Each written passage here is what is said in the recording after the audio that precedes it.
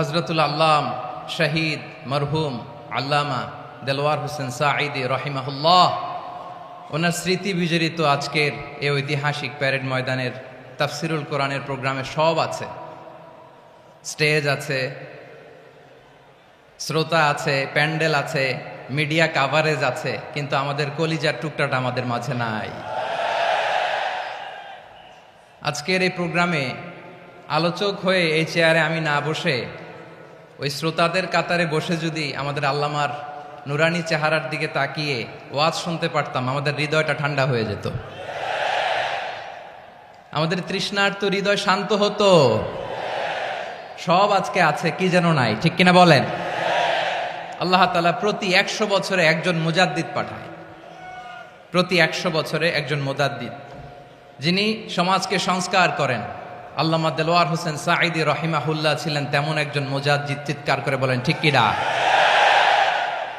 উনি শিরক বিদআতের আস্তানাকে তছনছ করে দিয়েছেন, তাওহীদের বাণীকে সমুন্নত করেছেন, গণমানুষের কাছে তাফসিরুল কোরআনকে জনপ্রিয় করেছেন। আজীবন আজীবন তিনি ইসলামকে বিজয়ী শক্তি হিসেবে দেখার স্বপ্ন দেখতেন। এত প্রাঞ্জল ভাষা, এত চমৎকার আধুনিক প্রেজেন্টেশন, গণমানুষের কাছে কোরআনের তাফসিরকে এভাবে জনপ্রিয় করে তোলার মতো ব্যক্তিত্ব আল্লামা সাঈদী ছাড়া দ্বিতীয় কেউ এই বাংলার ভূখণ্ডে নাই। এই যে তাফসিরুল কোরআন, এই যে টার্মিনোলজি, এই টার্মটাই উনি আসলে জনপ্রিয় করেছেন। আমরা আগে জানতাম না যে এভাবে তাফসির করা যায়, এভাবে scientific indications of the Holi কোরআনকে মানুষের কাছে পেশ করা যায়, এভাবে এত জীবন ঘনিষ্ঠ করে, এত ইন্টারেক্টিভ করে কোরআনের কথাগুলো মানুষের কাছে উপস্থাপন করা যায়।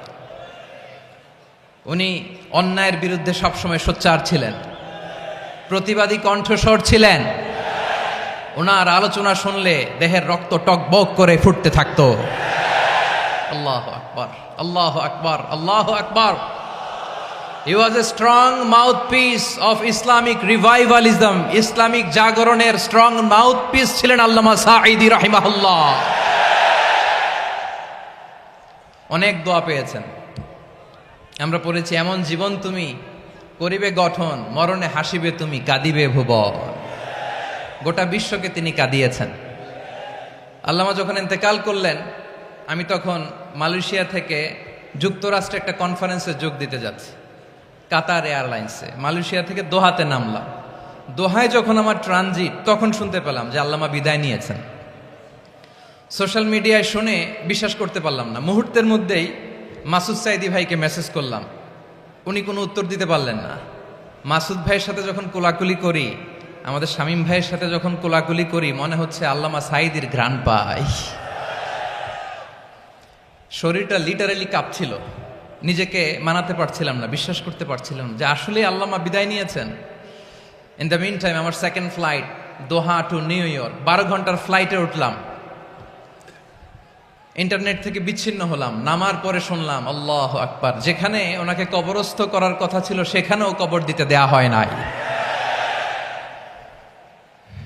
ছবিগুলো দেখতে লাগলাম, হাসিমাখা মুখ, হাসিমাখা নিথর দেহটা, মরণে হাসিবে তুমি কাঁদিবে ভুবন।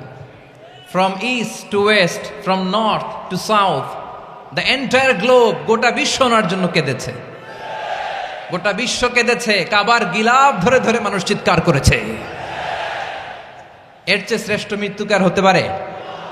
আমাদের আল্লামার আর কি পাওয়ার ছিল বলেন? আর কি পাওয়ার ছিল? কুল্লু নাফসিন যায়িকাতুল মাউত, যারাই দুনিয়াতে আসবে তারা ইন্তেকাল করবে, এটা আমরা মেনে নেই, এটা আমরা জানি। কিন্তু অবাক করা বিষয় হচ্ছে আমরা আজও জানি না আমাদের আল্লামার মৃত্যু কি স্বাভাবিক হয়েছে নাকি এটা পরিকল্পিত মেডিকেল কিলিং ছিল।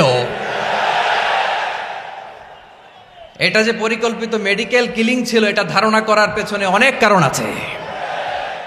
তিনি আধিপত্যবাদের বিরুদ্ধে সোচ্চার ছিলেন, ফ্যাসিবাদের বিরুদ্ধে সোচ্চার ছিলেন, রাজনৈতিক প্রতিহিংসার শিকার ছিলেন। এজন্য এটা মেডিকেল কিলিং হতে পারে এ ধারণা আমরা করতেই পারি। আওয়াজ করে বলেন ঠিক কিনা? যেই সময়টা আমরা কাটাচ্ছি এত সুন্দর সময় বাংলাদেশ আর পাবে না। আমাদের জন্মের পর থেকে এরকম চমৎকার সময় আমরা পাই নাই, এটাই আসল সময়। আমরা ইন্টারিম গভর্নমেন্টের কাছে দাবি জানাই, উচ্চতর তদন্ত কমিটি করে এটা কি হত্যাকাণ্ড ছিল নাকি স্বাভাবিক মৃত্যু ছিল, এই রিপোর্ট গণমানুষের কাছে প্রচার করে জানাতে হবে। এই দাবির সাথে কি সবাই আপনারা একমত? কারা কারা একমত হাত তুলে দেখান।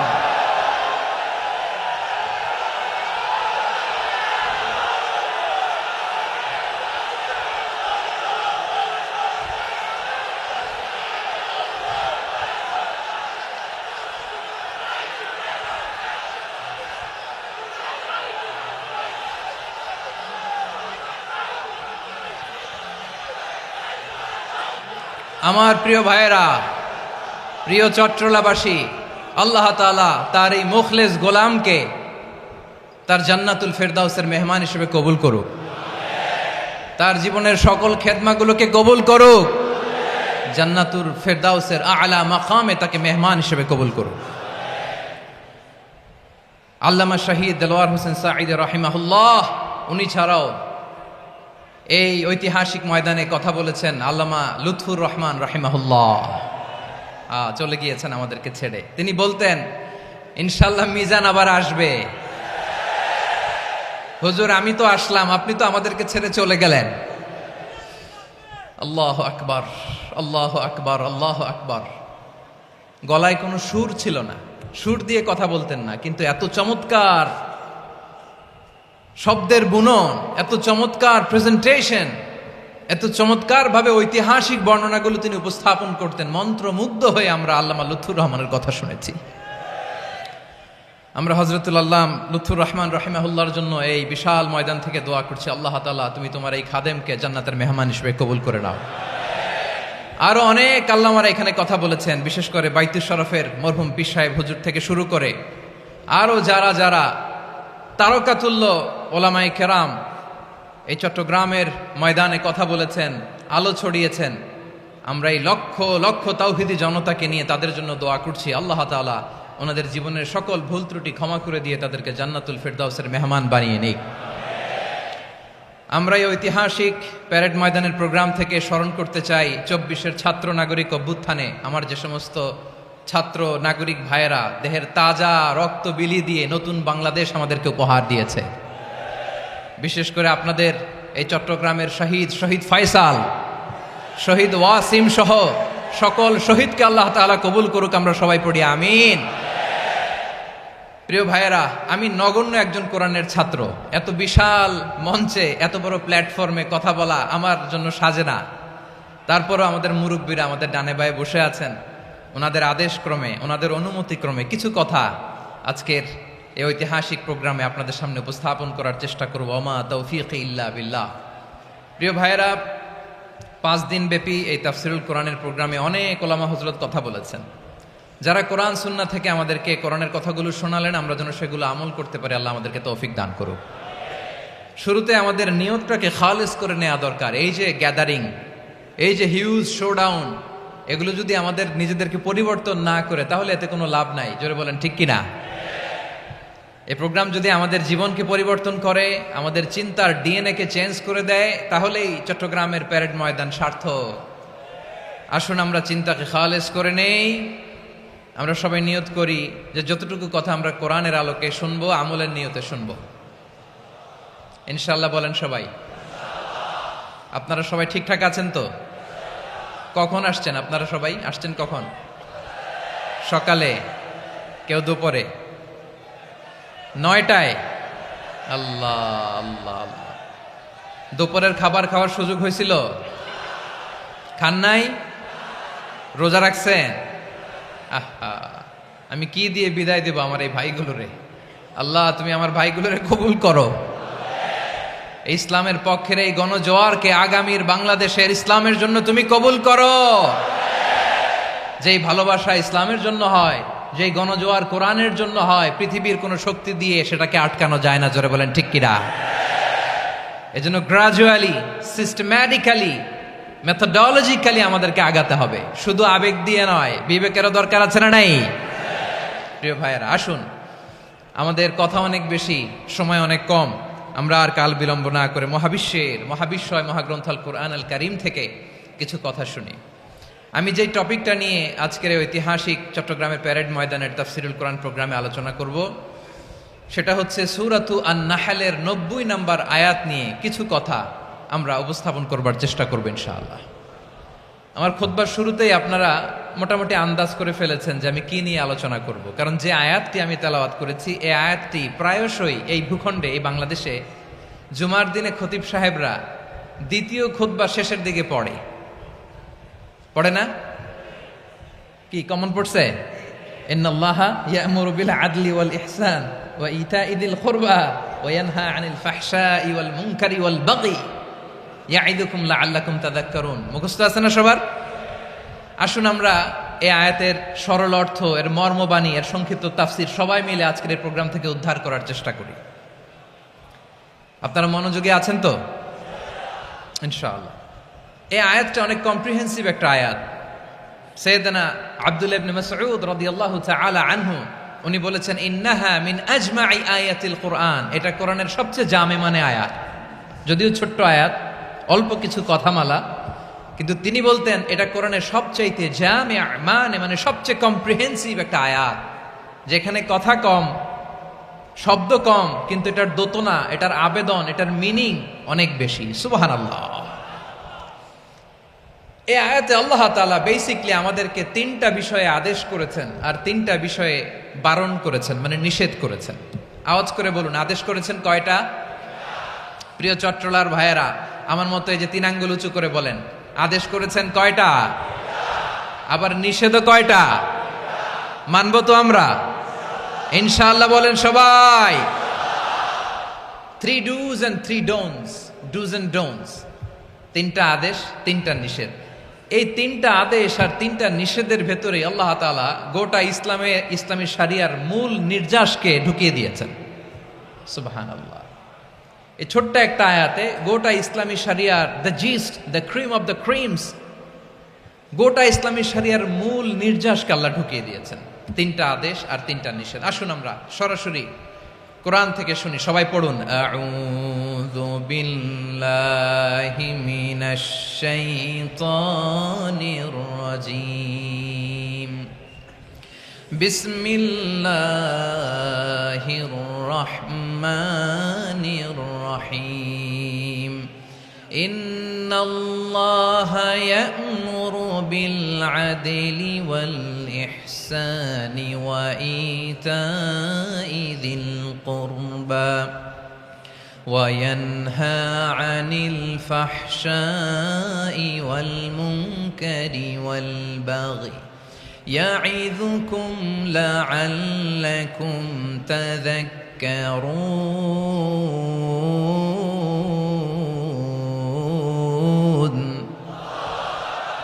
আল্লাহ তাআলা ইরশাদ করছেন, ইন্নাল্লাহা ইয়া'মুরু বিল আদলি ওয়াল ইহসান। নিশ্চয় আল্লাহ তাআলা তোমাদেরকে ন্যায় বিচারের আদেশ দেন, সদাচরণের আদেশ দেন, নিকটাত্মীয়দেরকে দানের আদেশ দেন। আদেশ কয়টা? আওয়াজ করে সবাই বলুন তো কয়টা? নিশ্চয় আল্লাহ তাআলা তোমাদেরকে ন্যায় বিচারের আদেশ দেন, সদাচরণের আদেশ দেন। তিনি তোমাদের নিকটাত্মীয়দেরকে দানের আদেশ দেন, আর তিনি তোমাদেরকে অশ্লীলতা থেকে নিষেধ করেন, মন্দ কাজ থেকে নিষেধ করেন, অবাধ্যতা সীমা লঙ্ঘন থেকে নিষেধ করেন। তিনি তোমাদেরকে উপদেশ দেন যাতে তোমরা শিক্ষা গ্রহণ করো। সুবহানাল্লাহ। উপদেশ দিচ্ছে স্বয়ং কে? তিনটা জিনিসের আদেশ। ইয়ামুরু বিল আদল, সুবিচার ন্যায় বিচারের আদেশ তিনি দেন। ইহসানের আদেশ দেন, যাতে আমরা ইহসান করি, একে অপরের প্রতি সুবিচার করি, মহানুভবতা দেখায়, অনুগ্রহ দেখায়, আর নিকট আত্মীয়দেরকে যেন আমরা দান করি। এই তিনটা আদেশ তিনি দিয়েছেন। আর কোন তিনটা জিনিস থেকে তিনি বারণ করেছেন? অশ্লীলতা, ফাহশা, মুনকার, মানে সব মন্দ আর অসৎ কাজ, এগুলো থেকে তিনি আমাদেরকে বারণ করেন। ওয়াল বাগি, অবাধ্যতা, সীমা লঙ্ঘন, এই তিনটা কাজ থেকে তিনি আমাদেরকে বারণ করেন। তিনি আমাদেরকে উপদেশ দেন, স্বয়ং আল্লাহ তাআলা আমাদেরকে উপদেশ দেন যাতে করে আমরা শিক্ষা গ্রহণ করি। সুবহানাল্লাহ পড়ে। তাহলে আসুন আমরা ধরে ধরে একটা একটা করে সামনের দিকে আগাই। আল্লাহ তাআলা প্রথমে আমাদেরকে আদেশ দিয়েছেন আদালের। ইন্নাল্লাহা ইয়া'মুরু বিল আদল। আওয়াজ করে বলুন আল আদাল। সবাই পড়ুন আল আদাল। আমরা উর্দু জানি, হিন্দি জানি, অনেকে ইংরেজিও জানি, কিন্তু আরবি শব্দগুলো আমাদের মুখ দিয়ে বেরোতে চায় না। আওয়াজ করে বলুন আল আদাল। মাশাআল্লাহ। ইন্নাল্লাহা ইয়া'মুরু বিল আদল। আল্লাহ তাআলা আমাদেরকে আদলের আদেশ দেন। আদল অনেকে না বুঝলেও আদালত শব্দটা বুঝবেন। আদালত, আদালত, আদালত বুঝেন না? যেখানে বিচার কার্যের ফয়সালা করা হয়, কোর্ট কাচারি আদালত, এটা তো ভেরি কমন। এটা শুনছেন না সবাই? আদালত, যেখানে ন্যায় বিচার হবে, সুশাসন হবে। কিন্তু ভাগ্যের কি নির্মম পরিহাস, ওখান থেকে মিথ্যা সাক্ষী দিয়ে মনমতো রায় দিয়ে দেয়া হয়। এগুলোর পরিবর্তন হওয়ার দরকার আছে না নাই? প্রিয় ভাইয়েরা, আদালত, আল আদল, ইংরেজিতে বলে জাস্টিস, ন্যায় বিচার, সুবিচার, সুশাসন, জাস্টিস, আল আদল, সব জায়গায় এই জাস্টিস থাকা দরকার। Justice should be prevailed in the society. The mission of all prophet was to uphold the justice. সব নবীর মিশন ছিল এই জাস্টিসকে, আদালকে, সুশাসন আর সুবিচারকে নিশ্চিত করা। পড়েন সুবহানাল্লাহ। And the core message of every divine scripture was to uphold justice. পৃথিবীর সব আসমানি কিতাবের মূল শিক্ষা ছিল এই জাস্টিসকে সমাজে এনশিওর করা, সুবিচার, সুশাসনকে এনশিওর করা। তাহলে প্রিয় ভাইরা, আমরা বুঝতে পারলাম আল আদ শব্দের মানে হচ্ছে ইনসাফ বা সুবিচার বা ন্যায় বিচার। এটা হচ্ছে একটা general meaning, very general meaning. আপনি যদি ইন ডেপথ বুঝতে চান, আরো ভেতরে যান, তাহলে আদল মানে হচ্ছে সমন্বয়, আদল মানে হচ্ছে ভারসাম্য, ব্যালেন্স। আদল মানে হচ্ছে মধ্যম পন্থা। সুবহানাল্লাহ পড়েন। কারণ সব সময় সমান সমান হইলেই সুবিচার হয় না। কথা কি বুঝতেছেন? ইসলামের দ্য কনসেপ্ট অফ আদল, এটা এমন আদল, এটা সব সময় সমান সমান নয়। যখন সমান সমান দেয়া দরকার, ইসলাম সমান সমান দেয়। যখন ব্যালেন্স করা দরকার, চেক এন্ড ব্যালেন্স, সমন্বয়, ভারসাম্য করা দরকার, তখন ইসলাম ভারসাম্য করে দেয়। এটার নাম আদল। সুবহানাল্লাহ। সহজ করে আপনাদেরকে বুঝাই। যেমন ধরুন, একটা পরিবারের 3 জন সদস্য, স্বামী, স্ত্রী আর সন্তান। তাদের সকালবেলার ব্রেকফাস্টে, স্বামীর সকালের নাস্তায় স্বামীর 3টা রুটি লাগে, স্ত্রীর 2টা লাগে, আর সন্তানের 1টা রুটি লাগে। এখন আমি যদি সমান সমান করে আদল করতে চাই, সবাইকে যদি 3টা করে রুটি দেই, তাহলে স্বামী বেচারার জন্য ঠিক আছে? কি বলেন? কথা কি বুঝতেছেন না কষ্ট হয়ে যাচ্ছে? যদি সমান সমানের নিয়মে আগাই, তাহলে 3টা করে যদি রুটি দেই, স্বামীর জন্য ওকে, কিন্তু স্ত্রীর জন্য 1টা বেশি হয়ে যায়। আর সন্তানের জন্য কয়টা বেশি হয়? আচ্ছা, এই তো বুঝতেছেন, মাশাআল্লাহ। আচ্ছা, 2টা করে যদি সবাই রে দেয় সমান সমান নীতিতে, তাহলে স্ত্রীর জন্য, স্ত্রী বেচারির জন্য ঠিক আছে, কিন্তু স্বামীর কয়টা কম পড়ে? আর সন্তানের বেশি হয়ে যায় কয়টা? আচ্ছা, সমান সমান নীতিতে সবাইকে যদি সকালের নাস্তার জন্য 1টা করে রুটি দেই, সন্তানের জন্য ঠিক আছে, কিন্তু স্ত্রী বেচারির কম পড়ে কয়টা? স্বামীর কম পড়ে কয়টা? 2টা। কথা কি বুঝতেছেন? আর আমি যদি স্বামীকে দেই 3টা, স্ত্রীকে দেই 2টা, আর সন্তানকে দেই 1টা, তাহলে কারো অপচয় হবে না, যার যতটুকু দরকার ঠিক ততটুকুই কাজে লাগবে। চিল্লায় বলেন ঠিক কিনা? এটাই হচ্ছে ইসলামের আদল, যেখানে যার যতটুকু দরকার তাকে সেখানে ঠিক ততটুকু দিয়ে দেওয়ার নামই হচ্ছে আদল। চিল্লায় পড়েন আল্লাহু আকবার। রব্বুল আলামিন বলেন, ইউসিকুমুল্লাহু ফি আওলাদিকুম লিযযাকারি মিসলু হাযযিল উনসায়াইন। আল্লাহ তোমাদেরকে ওসিয়ত করেন, তোমাদেরকে আদেশ দেন, উত্তরাধিকার সম্পদ যখন বন্টন হবে ছেলেরা যতটুকু পাবে মেয়ে পাবে তার অর্ধেক। সুবহানাল্লাহ বলেন। দেখেন, ছেলে যদ্দূর মেয়ে অর্ধেক, ছেলে ডবল পাবে। আপাত দৃষ্টিতে মনে হয় এখানে অবিচার হয়েছে, কিন্তু আসলে কি অবিচার হয়েছে? আপনি বিয়ের ক্ষেত্রে যান, ওইখানে আবার ছেলে মোহরানা দেয়, মেয়ে সেখানে মোহরানা পায়। তাহলে চেক এন্ড ব্যালেন্স, ভারসাম্য, ব্যালেন্স, মধ্যম পন্থা এখানে আছে না নাই? এটাই হচ্ছে ইসলামের আদল। আল্লাহ তাআলা এই আদলের আদেশ দিয়েছেন, সুবিচার, ন্যায় বিচার, সুশাসন এবং ভারসাম্যের আদেশ দিয়েছেন। প্রিয় ভাইয়েরা, একটি শান্তিময় সমাজ, একটা সমৃদ্ধ সমাজ, একটা মানবিক সমাজ যদি আমরা পেতে চাই, এই আয়াতের মধ্যে যতগুলো পয়েন্ট আছে সবগুলোর বাস্তবায়ন লাগবে। কথা বুঝতে পেরেছেন? বলেন, আওয়াজ করে বলেন, আমরা একটা শান্তির সমাজ চাই কি চাই না? আমরা একটা সমৃদ্ধ বাংলাদেশ চাই কি চাই না? আমরা একটা মানবিক বাংলাদেশ চাই কি চাই না? এই আয়াতে আল্লাহ তাআলা একটা মানবিক সমাজের রূপরেখা টেনেছেন। তার প্রথম কথা হচ্ছে, ইন্নাল্লাহা ইয়ামুরু বিল আদল। আল্লাহ তাআলা তোমাদেরকে আদলের নির্দেশনা দেয়, সুবিচার, সুশাসনের নির্দেশনা দেয়। যে সমাজে আদল থাকে না সেই সমাজে জুলুম মানুষের ঘাড়ে চেপে বসে। আদলের বিপরীত হচ্ছে জুলুম। আদলের বিপরীত কি? জুলুম বা জাওর, অত্যাচার, অবিচার, বৈষম্য। এই যে বৈষম্য বিরোধী ছাত্র আন্দোলন কমন পড়ছে? এই যে একজন সমন্বয়ক তো দেখা করলো আমার সাথে। জুলুম মানে হচ্ছে বৈষম্য। বৈষম্যের স্থান ইসলামে নাই, অবিচারের স্থান ইসলামে নাই, জুলুমের স্থান ইসলামে নাই। আল্লাহ তাআলা বলেন যে আমি জুলুমকে নিজের জন্য হারাম করেছি এবং তোমাদের জন্য হারাম করেছি।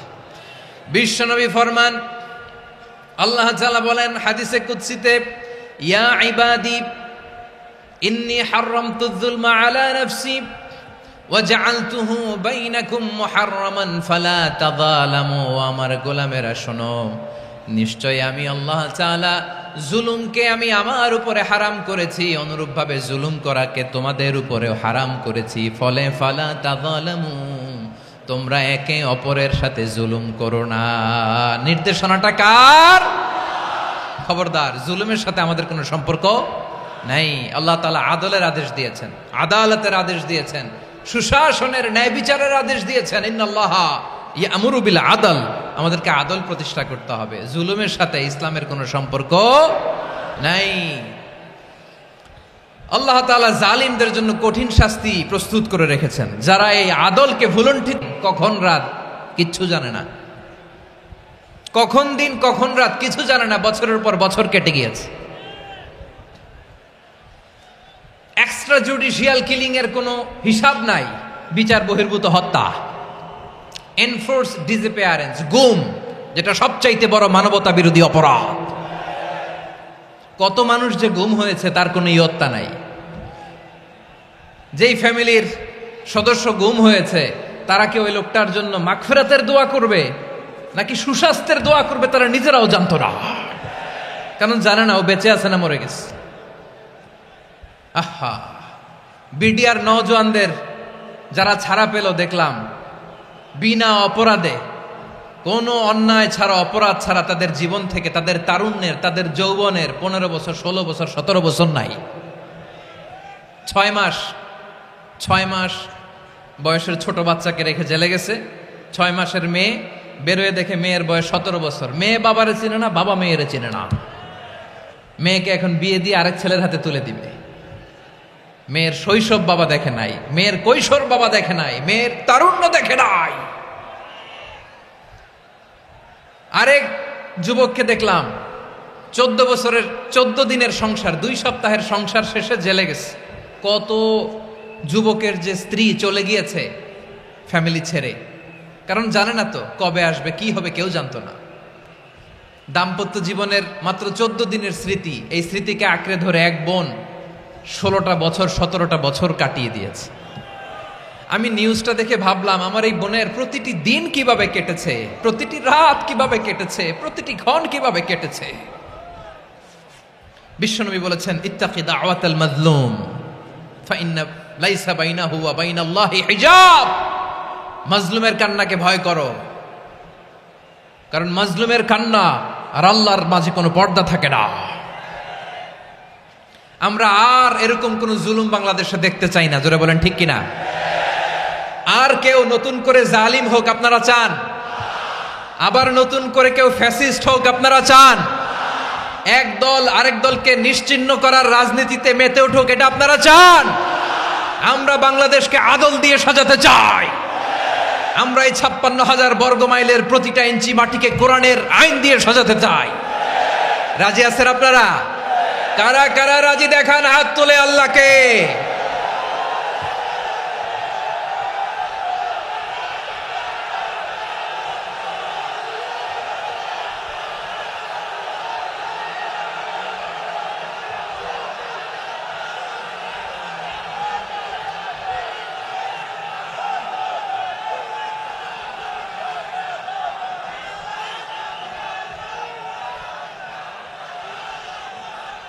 বসুন আমার প্রিয় বীর চট্টলার তৌহিদি মুসলমান, আমরা আর নতুন করে কেউ জালিম হোক এটা চাই না, নতুন করে আবার কেউ ফ্যাসিস্ট হোক আমরা চাই না, এক দল আরেক দলকে নিশ্চিহ্ন করার রাজনীতি করুক আমরা চাই না।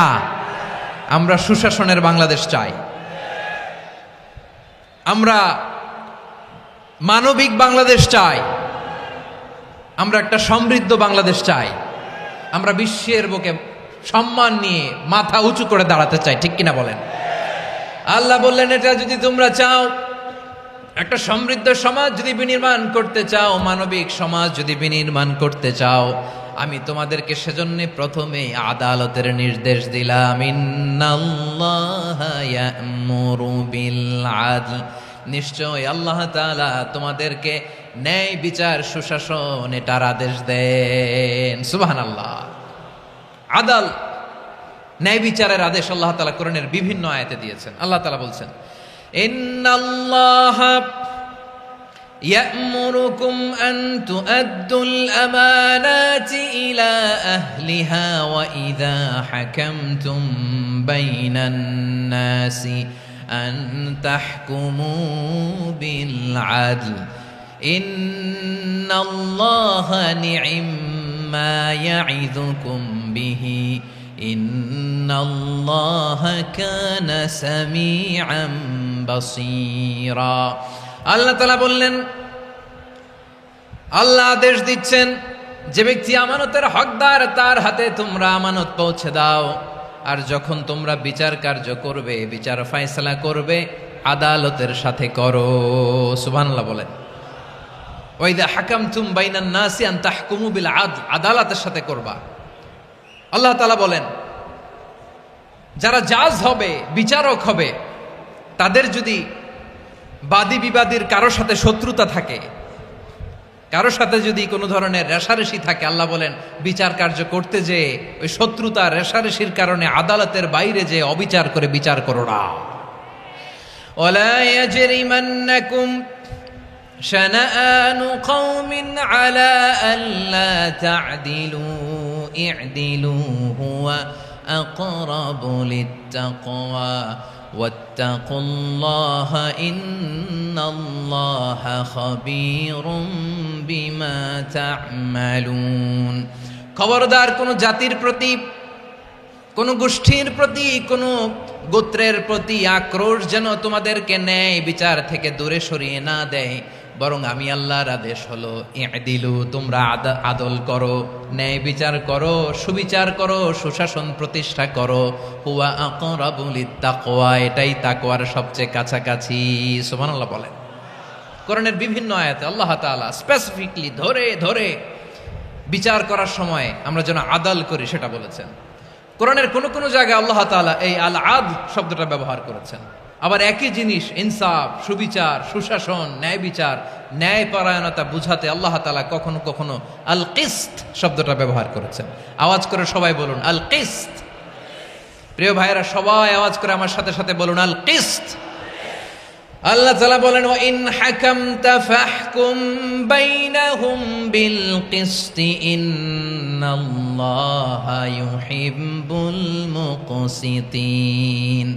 যখন তুমি বিচার করবে, বিশ্বনবীকে উদ্দেশ্য করে অ্যাড্রেস করে বললেন, নবী হে, ইহুদিরা কোনো বিষয়ে মীমাংসার জন্য যদি আপনার দরবারে আসে, যদি বিচার করতে হয়, খবরদার অবিচার করবেন না। ফয়সালা যেটা করবেন কিসতের সাথে করবেন, ন্যায় পরায়ণতার সাথে করবেন, কারণ ইন্নাল্লাহা ইউহিব্বুল মুকসিতিন, নিশ্চয় আল্লাহ রাব্বুল ইজ্জাত ন্যায় পরায়ণশীলদেরকে বড্ড ভালোবাসেন। সুবহানাল্লাহ বলেন। ন্যায় পরায়ণ লোকদেরকে আল্লাহ তাআলা বড্ড ভালোবাসেন। অন্য আয়াতে আল্লাহ তাআলা বলছেন وَنَضَعُ الْمَوَازِينَ الْقِسْطَ لِيَوْمِ الْقِيَامَةِ فَلَا تُظْلَمُ نَفْسٌ شَيْئًا। আমি কিয়ামতের দিন ন্যায় পরায়ণতার মানদণ্ড স্থাপন করব, যেটাকে আমরা মিজানের পাল্লা বলি। আল্লাহ বলেন ন্যায় বিচারের মানদণ্ড কিয়ামতের ময়দানে আমি আল্লাহ স্থাপন করব। সেদিন কারো প্রতি বিন্দু পরিমাণ, এক চুল পরিমাণ অবিচার করা হবে না, কোনো অবিচার করা হবে না। সেদিন সুশাসন হবে, সুবিচার হবে, ন্যায় পরায়ণতার সাথে বিচার হবে। আওয়াজ করে পড়েন আল্লাহু আকবার। তাহলে প্রিয় ভাইরা, যে তিনটি বিষয়ে আল্লাহ তাআলা আমাদেরকে আদেশ দিয়েছেন, তার প্রথমটা হচ্ছে আদালত, ইনসাফ, সুবিচার, ন্যায় বিচার। এটা আমরা চাই কি চাই না? বিশ্বনবী ন্যায় বিচার, ন্যায় পরায়ণতা, সুশাসন প্রতিষ্ঠিত করেন কি করেন নাই? আপনারা বিশ্বনবীর সিরাত যারা পড়েছেন, আপনি দেখবেন বিশ্বনবীর সিরাতের পরতে পরতে, বাঁকে বাঁকে, সিরাতের বাঁকে বাঁকে এই আদালতের নমুনা মেলে। সুবহানাল্লাহ বলেন। ছোট্ট একটা নমুনা রাসূল সাল্লাল্লাহু আলাইহি ওয়াসাল্লামের আসসিরা আল আতরা থেকে ছোট্ট একটা নমুনা আপনাদের খেদমতে এখানে উপস্থাপন করি। বিশ্বনবী সাল্লাল্লাহু আলাইহি ওয়াসাল্লাম মক্কা বিজয় করলেন ৮ম হিজরিতে। মক্কা বিজয় শেষে তিনি কয়েক সপ্তাহ মক্কাতে অবস্থান করলেন। ইন দ্য মিন টাইম মক্কার একটা ভেরি প্রেস্টিজিয়াস এন্ড ডিগনিফাইড ফ্যামিলির নারী চুরিতে ধরা পড়ল। কিসে ধরা পড়ল? সবাই বলেন কিসে? আমাদের সমাজে আসেনি এটা? আছে? ছোট না বড়? হ্যাঁ, হিসাব করে শেষ করা যায় না। ৩.৫ লাখ কোটি টাকা নাই উন্নয়ন প্রকল্পের নামে। উন্নয়ন প্রকল্পের নামে ৩.৫ লাখ কোটি টাকা নাই। ৩.৫ লাখ কোটি টাকা লিখতে পারবেন আপনি? এক টানে লিখতে পারবেন? বুঝতেছেন কত বড় সংখ্যা? হ্যাঁ, বনু মাখজুমিয়া গোত্রের এক নারী মক্কায় চুরিতে ধরা পড়ল। বলেন তো চুরি করলে বিধান কি? কি কাটতে হবে? চুরির বিধান হলো হাত কেটে দাও। তাও সেটা গোপনে নয়, প্রকাশ্যে জনসম্মুখে হাত কেটে দাও। বনু মাখজুমিয়া গোত্রের নারী যখন চুরিতে ধরা পড়লো, সাহাবারা চিন্তায় পড়ে গেলেন। সবেমাত্র মক্কার লোকেরা কালিমা পড়ে মুসলমান হয়েছে, ইসলামের আইন কানুন তেমন জানে না, ইসলামী শরিয়ার সাথে বেশি পরিচিত নয়। এখন যদি বিশ্বনবী চুরির যেই বিধান এটা যদি কায়েম করে হাত যদি কেটে দেয়, না জানি মক্কার লোকেরা আবার বিগড়ে যায়, না জানি মক্কার লোকেরা আবার মুরতাদ হয়ে যায়, না জানি মক্কার লোকেরা ইসলাম থেকে দূরে সরে যায়। চলো চলো, সাহাবীরা মিলে পরামর্শ করলেন, চলো বিশ্বনবীর কাছে যে বলি, ও নবী, শুধু কেবলমাত্র একমাত্র এই নারীর জন্য চুরির হাত কাটার বিধানটা আপনি একটু থামিয়ে দেন। চুরির হাত কাটার যে বিধান এখানে একটু রহিত করে দেন, বাকিগুলা কইরেন মদিনাতে যে চলবে, কিন্তু মক্কায় এবারের জন্য মাফ করে দেন। কিন্তু কে বলবে? এই যে পরামর্শ, সাজেশন, এটা কে দিবে বিশ্বনবীর কাছে? সাহাবারা চিন্তায় পড়ে গেলেন। আল্লাহর নবীর সামনে দাঁড়িয়ে আল্লাহর দেয়া হুদুদ, আল্লাহর দেয়া বিধান থামিয়ে দেওয়া, মাফ করে দেওয়া, এই কথা বিশ্বনবীর সামনে বলার সাহস তো কেউ রাখে না। কেউ কেউ বলল, বিশ্বনবীর পালক পুত্র যায়েদ বিন হারেসার সন্তান উসামারে বিশ্বনবী নাতির মতো আদর করে, বড্ড বেশি ভালোবাসে উসামারে।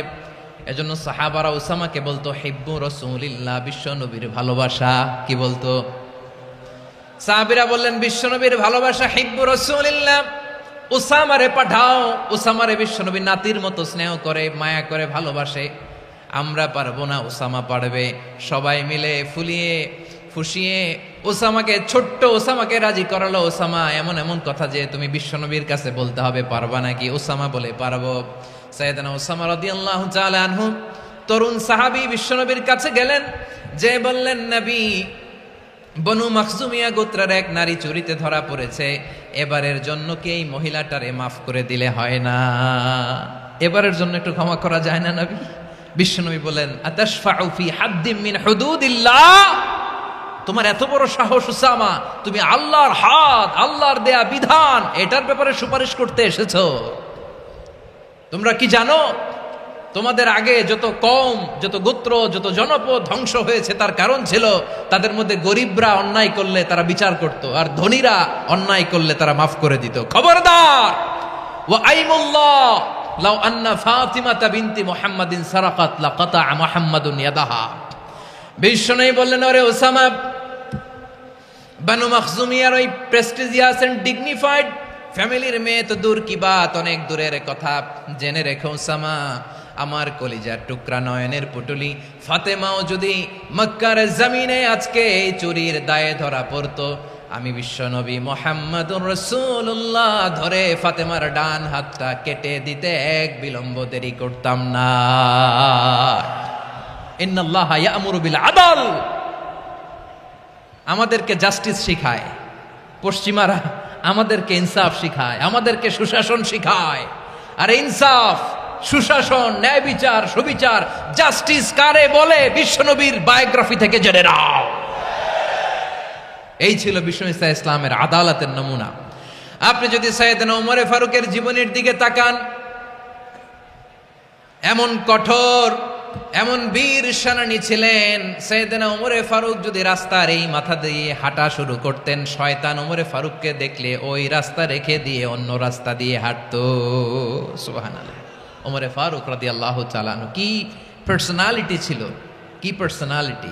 আমাদের এলাকায় ছোট বাচ্চারা রাতে ভাত খেতে চায় না, আমার মেয়েটাও খেতে চায় না। এই এটা দিব, ওইটা দিব, আজকে মাহফিলে আসার সময় বলে দিছে লিস্ট করে, এটা এটা আনতে হবে। তো ছোট্ট বাচ্চাদের অনেক বায়না থাকে, ওরা রাতে খেতে চায় না। তো মায়েরা বিভিন্ন ভয় দেখায়, এই বাঘ আসবে, বাঘ আসবে খাও, এই ভূত আসবে, ভূত আসবে খাও। আপনারা কি বলেন চট্টগ্রামে? কি আসবে? হ্যাঁ, ভূত, ভূত, ভূত আসবে, বাঘ আসবে, খাও খাও খাও, তাড়াতাড়ি খাও। তো বাচ্চারা এগুলো শুনে ভয়ে খেতে শুরু করে। মদিনার জমিনেও একই ঘটনা ঘটতো। মদিনার ছোট্ট ছোট্ট সোনামণিরা খেতে চাইতো না। তো মায়েরা বলতো, হা হুয়া ইয়াতি উমর, হা হুয়া ইয়াতি উমর, ওই যে ওমর আসতেছে, ওমর। ওমরে ফারুকের কথা শুনলে বাচ্চারা একেবারে ঠান্ডা। সুবহানাল্লাহ পড়বেন না? প্রভু তুমি বলেছ রাসূল দেবে না, বলনি দেবে না ওমর, বলনি দেবে না হামজা তারিক, খালিদ বিজয় সমর। প্রভু তুমি বলেছ রাসূল দেবে না, বলনি দেবে না ওমর, বলনি দেবে না হামজা তারিক, খালিদ বিজয় সমর। প্রভু তুমি বলেছ রাসূল দেবে না। আল্লাহু আকবার। ওমর ফারুক রাদিয়াল্লাহু তাআলা আনহু, ওনার কথা শুনলে গায়ের মধ্যে গুজবাম হয়, গায়ের পশমগুলো দাঁড়িয়ে যায়। সুবহানাল্লাহ বলেন। কি পার্সোনালিটি ছিল, কি ব্যক্তিত্ব ছিল! মুনাফিকরা ওমর ফারুককে জমের মতো ভয় পেতেন। শয়তান, খুদ শয়তান এই রাস্তা দিয়ে আসলে শয়তান অন্য রাস্তা দিয়ে হাঁটতো। ওমর ফারুক রাদিয়াল্লাহু তাআলা আনহুর জীবনে যদি দেখেন, তাহলে সেখানে আপনি আদালতের, ইনসাফের, সুশাসনের, জাস্টিসের নমুনা দেখতে পাবেন। কয়টা শুনবেন? সাইয়েদনা ওমর ফারুকের রাদিয়াল্লাহু তাআলা আনহুর সন্তান আব্দুর রহমান মিশরে মদ খেয়ে মদ্যপ অবস্থায় ধরা পড়েছে। মদ খাওয়ার কারণে, মদ যদি কেউ পান করে আর যদি প্রমাণিত হয়, তার বিচার হলো 80 বেত। আওয়াজ করে বলেন, কয় বেত? বাংলাদেশেও তো এই আইন আছে নাকি? বাংলাদেশে আছে? হ্যাঁ, মদ খাইলে 80 বেত, এই আইন বাংলাদেশে চালু হোক। আমরা চাই কি চাই না? চাই সবাই। এজন্যই তো ইসলাম ভাল লাগে না। ইসলামকে ভাল লাগে না, ইসলামকে আউট করে রাখতে পারলেই তো এরকম বড় বড় বোতল খাওয়া যায়। একেবারে সহজ, পানির মতো সহজ, হিসাব একেবারে সহজ। ওমরে ফারুক রাদিয়াল্লাহু তাআলা আনহুর ছেলে ভুল করে মদ পান করে ফেলেছিলেন। আব্দুর রহমান, ঘটনা ঘটেছে মিশরে। মিশরের গভর্নর তখন আমর ইবনুল আস রাদিয়াল্লাহু তাআলা আনহু। আব্দুর রহমানের ভাই যে গভর্নরকে বলল, গভর্নর যদি একটু দয়া করেন, খলিফার ছেলে আমার ভাই আব্দুর রহমান মদ্যপ অবস্থায় ধরা পড়েছে, জনসম্মুখে যদি আপনি বেত্রাঘাত করেন আমাদের প্রেস্টিজ থাকে না, যদি আশীর্বাদ আপনি মারেন আমার কোনো কথা নাই, কিন্তু ঘরের ভেতরে মারেন। আব্দুর রহমানের ভাইয়ের সুপারিশ শুনে সাইয়েদনা আমর ইবনুল আস রাদিয়াল্লাহু তাআলা আনহু রাজি হয়ে গেলেন। ঘরের ভেতরে লোকচক্ষুর আড়ালে আশীর্বাদ তিনি মানলেন। কিন্তু ঘটনাক্রমে এই কথা লুকিয়ে লুকিয়ে ঘরের ভেতরে আশীর্বাদ মারার কথা সাইয়েদনা ওমর ফারুক মদিনা থেকে জানতে পারলেন। মদিনা থেকে তিনি ফরমান জারি করলেন, এই বিচার যেমনটি আমর ইবনুল আস আদায় করেছে এটা প্রকৃতপক্ষে আদায় হয় নাই। আসো সবাই মদিনায় আসো, আমর ইবনুল আস মদিনায় আসো, আব্দুর রহমানও আসো, সবাই আসো, জনসম্মুখে এই বিচার কার্যকর করতে হবে। সাইয়েদনা ওমর ফারুক মসজিদে নববীর পিলারের মধ্যে নিজের ছেলেকে বাঁধলেন, আবার জনসম্মুখে ৮০টা বেত তার গায়ের মধ্যে মারলেন। মাজমুয়ে ফাতাওয়া ইবনে তাইমিয়া রাহিমাহুল্লাহ উনি এটা নকল করেছেন। এটা সবচেয়ে বিশুদ্ধ মত। আরো অনেক মত আছে, মারা গেছে কবরের উপর, ওগুলো বাদই দিলাম। কেমন খলিফা ছিলেন, কেমন খলিফা! পশ্চিমারা তোমরা জাস্টিস আমাদেরকে শেখাও, ইনসাফ কারে বলে সুশাসন আমাদেরকে তোমরা শিখাও। ওমরে ফারুক রাদিয়াল্লাহু তাআলা আনহু ওই বিচারকে তিনি ধর্তব্য মনে করেন নাই। মদিনাতে এনে আবার জনসম্মুখে আবার ৮০ বেত মেরেছেন। মিশরে ওমরে ফারুক রাদিয়াল্লাহু তাআলা আনহু আমর ইবনুল আসকে গভর্নর করে পাঠালেন। সেখানে আমর ইবনুল আসের ছেলে একটা প্রতিযোগিতায় রানার আপ হয়েছে। এক মিশরি সেখানে চ্যাম্পিয়ন হয়েছে। রানার আপ বুঝতে পেরেছেন তো? রানার আপ সেকেন্ড হয়েছে, এক মিশরি হয়েছে চ্যাম্পিয়ন প্রথম। কিন্তু গভর্নরের ছেলে ও জিততে পারে নাই। ও রাগে ওই মিশরির গায়ের মধ্যে কয়েকটা লাঠি দিয়ে বাড়ি মেরেছে। মিশরি যে মদিনাতে ওমরে ফারুকের কাছে বিচার দিলেন, আপনার গভর্নরের ছেলে অন্যায়ভাবে আমার গায়ে হাত তুলেছে। সাইয়েদনা ওমরে ফারুক আবার ফরমান জারি করলেন, আসো মদিনাতে আসো। মিশরীকে ডাকলেন। ওই মিশরের গভর্নর আমর ইবনুল আস রাদিয়াল্লাহু তাআলা আনহুকে ডাকলেন, তার ছেলেকেও ডাকলেন। সবাই বসে রইল। আমর ইবনুল আস রাদিয়াল্লাহু তাআলা আনহু মাথা নিচু করে বসে আছেন, লজ্জায় কাচুমাচু। হায় হায়, আজকে আমার ছেলের কারণে আমিরুল মুমিনিন খলিফাতুল মুসলিমিন ওমরে ফারুকের কাছে আমি জনসম্মুখে লজ্জিত হচ্ছি। সাইয়েদনা ওমরে ফারুক বললেন, এই নাও লাঠি, গভর্নরের ছেলে তোমার মাথার মধ্যে যতগুলো বাড়ি মেরেছে আজকে জনসম্মুখে তুমি অতগুলা বাড়ি মারো। মিশরি বলে, থাক, আপনি যে ডেকে আনছেন সবার সামনে এটা বলছেন, এতেই আমি খুশি। আল্লাহু আকবার! আপনার মহানুভবতা দেখে আমি খুশি, আর অপমানের দরকার নাই। ওমরে ফারুক বলে, না, খবরদার, এই কথা মিশরি তুমি বলো না, মারো, যতগুলা বাড়ি মেরেছে মারো।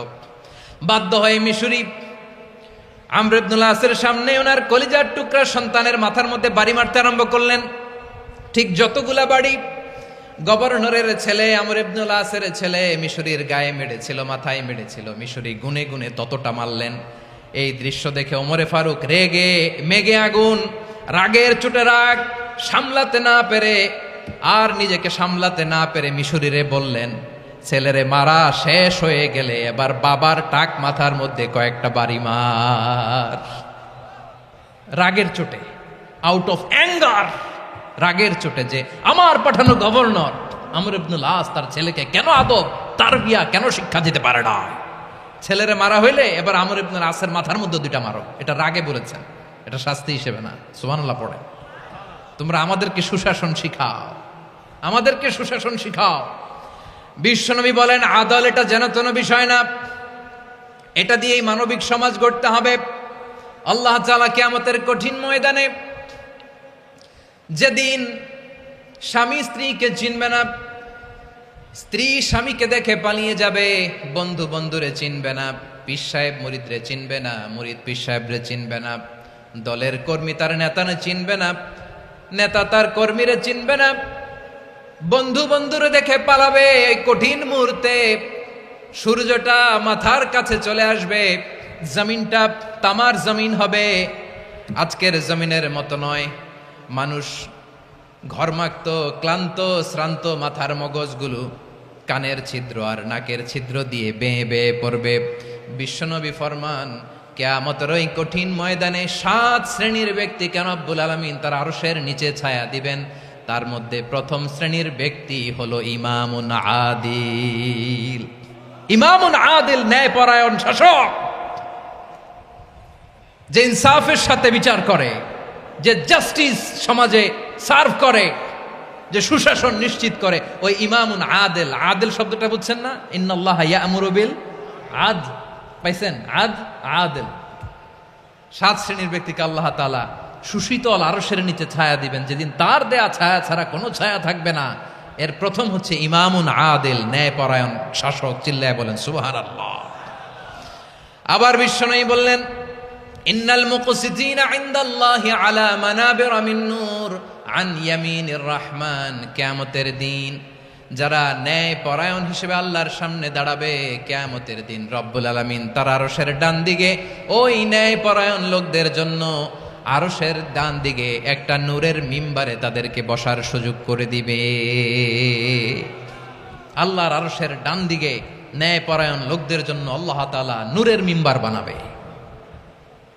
4টেখানে কথা মনে করেছেন? আল আদাল, জাস্টিস। ইন্নাল্লাহা ইয়া'মুরু বিল আদল। আল্লাহ তাআলা এই আদালতের নির্দেশনা দেয়, সুবিচার, সুশাসন। প্রিয় ভাইয়েরা, এটা আমরা বাংলাদেশে চাই কি চাই না?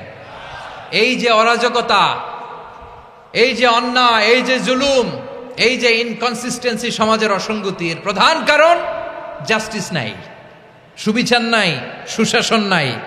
শেষবারের মতো আওয়াজ করে বলেন তো, আমরা বাংলাদেশে আদল চাই কি চাই না? তাহলে প্রথম নির্দেশনা শেষ। আল্লাহ তাআলা তোমাদেরকে আদলের আদেশ দেন। এরপরে আল্লাহ বললেন, আমি তোমাদেরকে ইহসানের আদেশ দেই। ইন্নাল্লাহা ইয়া'মুরু বিল আদলি ওয়াল ইহসান। আমি তোমাদেরকে যেমনি আদলের নির্দেশনা দেই, তেমনি ভাবে তোমাদেরকে ইহসানের নির্দেশনা দেই। ইহসান, আওয়াজ করে সবাই বলেন তো ইহসান। সবাই বলেননি, সবাই বললে এতটুকু আওয়াজ হবে আমি বিশ্বাস করি না। আওয়াজ করে বলুন আল ইহসান। ইহসান মানে কারো প্রতি সফট হার্টেড হওয়া, মহানুভব হওয়া, অনুগ্রহ পরায়ণ হওয়া, অনুগ্রহশীল হওয়া, একে অপরের প্রতি দয়াদ্র হওয়া। একে অপরের প্রতি দয়াদ্র অনুগ্রহশীল হওয়া ছাড়া মানবিক সমাজ কশিনকালেও গঠন করা সম্ভব না। প্রিয় ভাইয়েরা, সুন্দর আচরণ দিয়ে, ইহসান দিয়ে যা জয় করা যায়, নরম আচরণ দিয়ে যেটা অর্জন করা যায়, কঠোরতা দিয়ে সেটা পারা যায় না। বিষ্ণু ঈসা ইসলাম ইহসান দিয়ে, কোমল আচরণ দিয়ে, তার অনুগ্রহ দিয়ে তিনি অনেক কাফিরের হৃদয়কে জয় করে ফেলেছেন। সাইয়েদনা সুমামা ইবনে উসাল রাদিয়াল্লাহু তাআলা আনহুর কথা মনে পড়ে যায়। তিনি ছিলেন ইয়ামামার বাদশা। মদিনাতে বিশ্বনবীকে হত্যা করার নিয়তে এসেছিলেন। গোপনে গোপনে বিশ্বনবীকে হত্যা করে আবার ইয়ামামাতে তিনি ফিরে যাবেন। কিন্তু কি অবাক করা কাণ্ড, হত্যা করতে পারে নাই, সাহাবাদের হাতে তিনি ধরা পড়ে গেলেন। সাইয়েদনা সুমামা ইবনে উসাল রাদিয়াল্লাহু তাআলা আনহু হত্যার নিয়তে আসলেন, কিন্তু হত্যা করতে পারলেন না। সাহাবারা ওনাকে ধরে ফেললেন, ধরে মসজিদে নববীর পিলারের মধ্যে বেঁধে রাখলেন। সুমামা ইবনে উসাল, সিরাত থেকে শোনেন, সিরাত থেকে শোনাচ্ছি।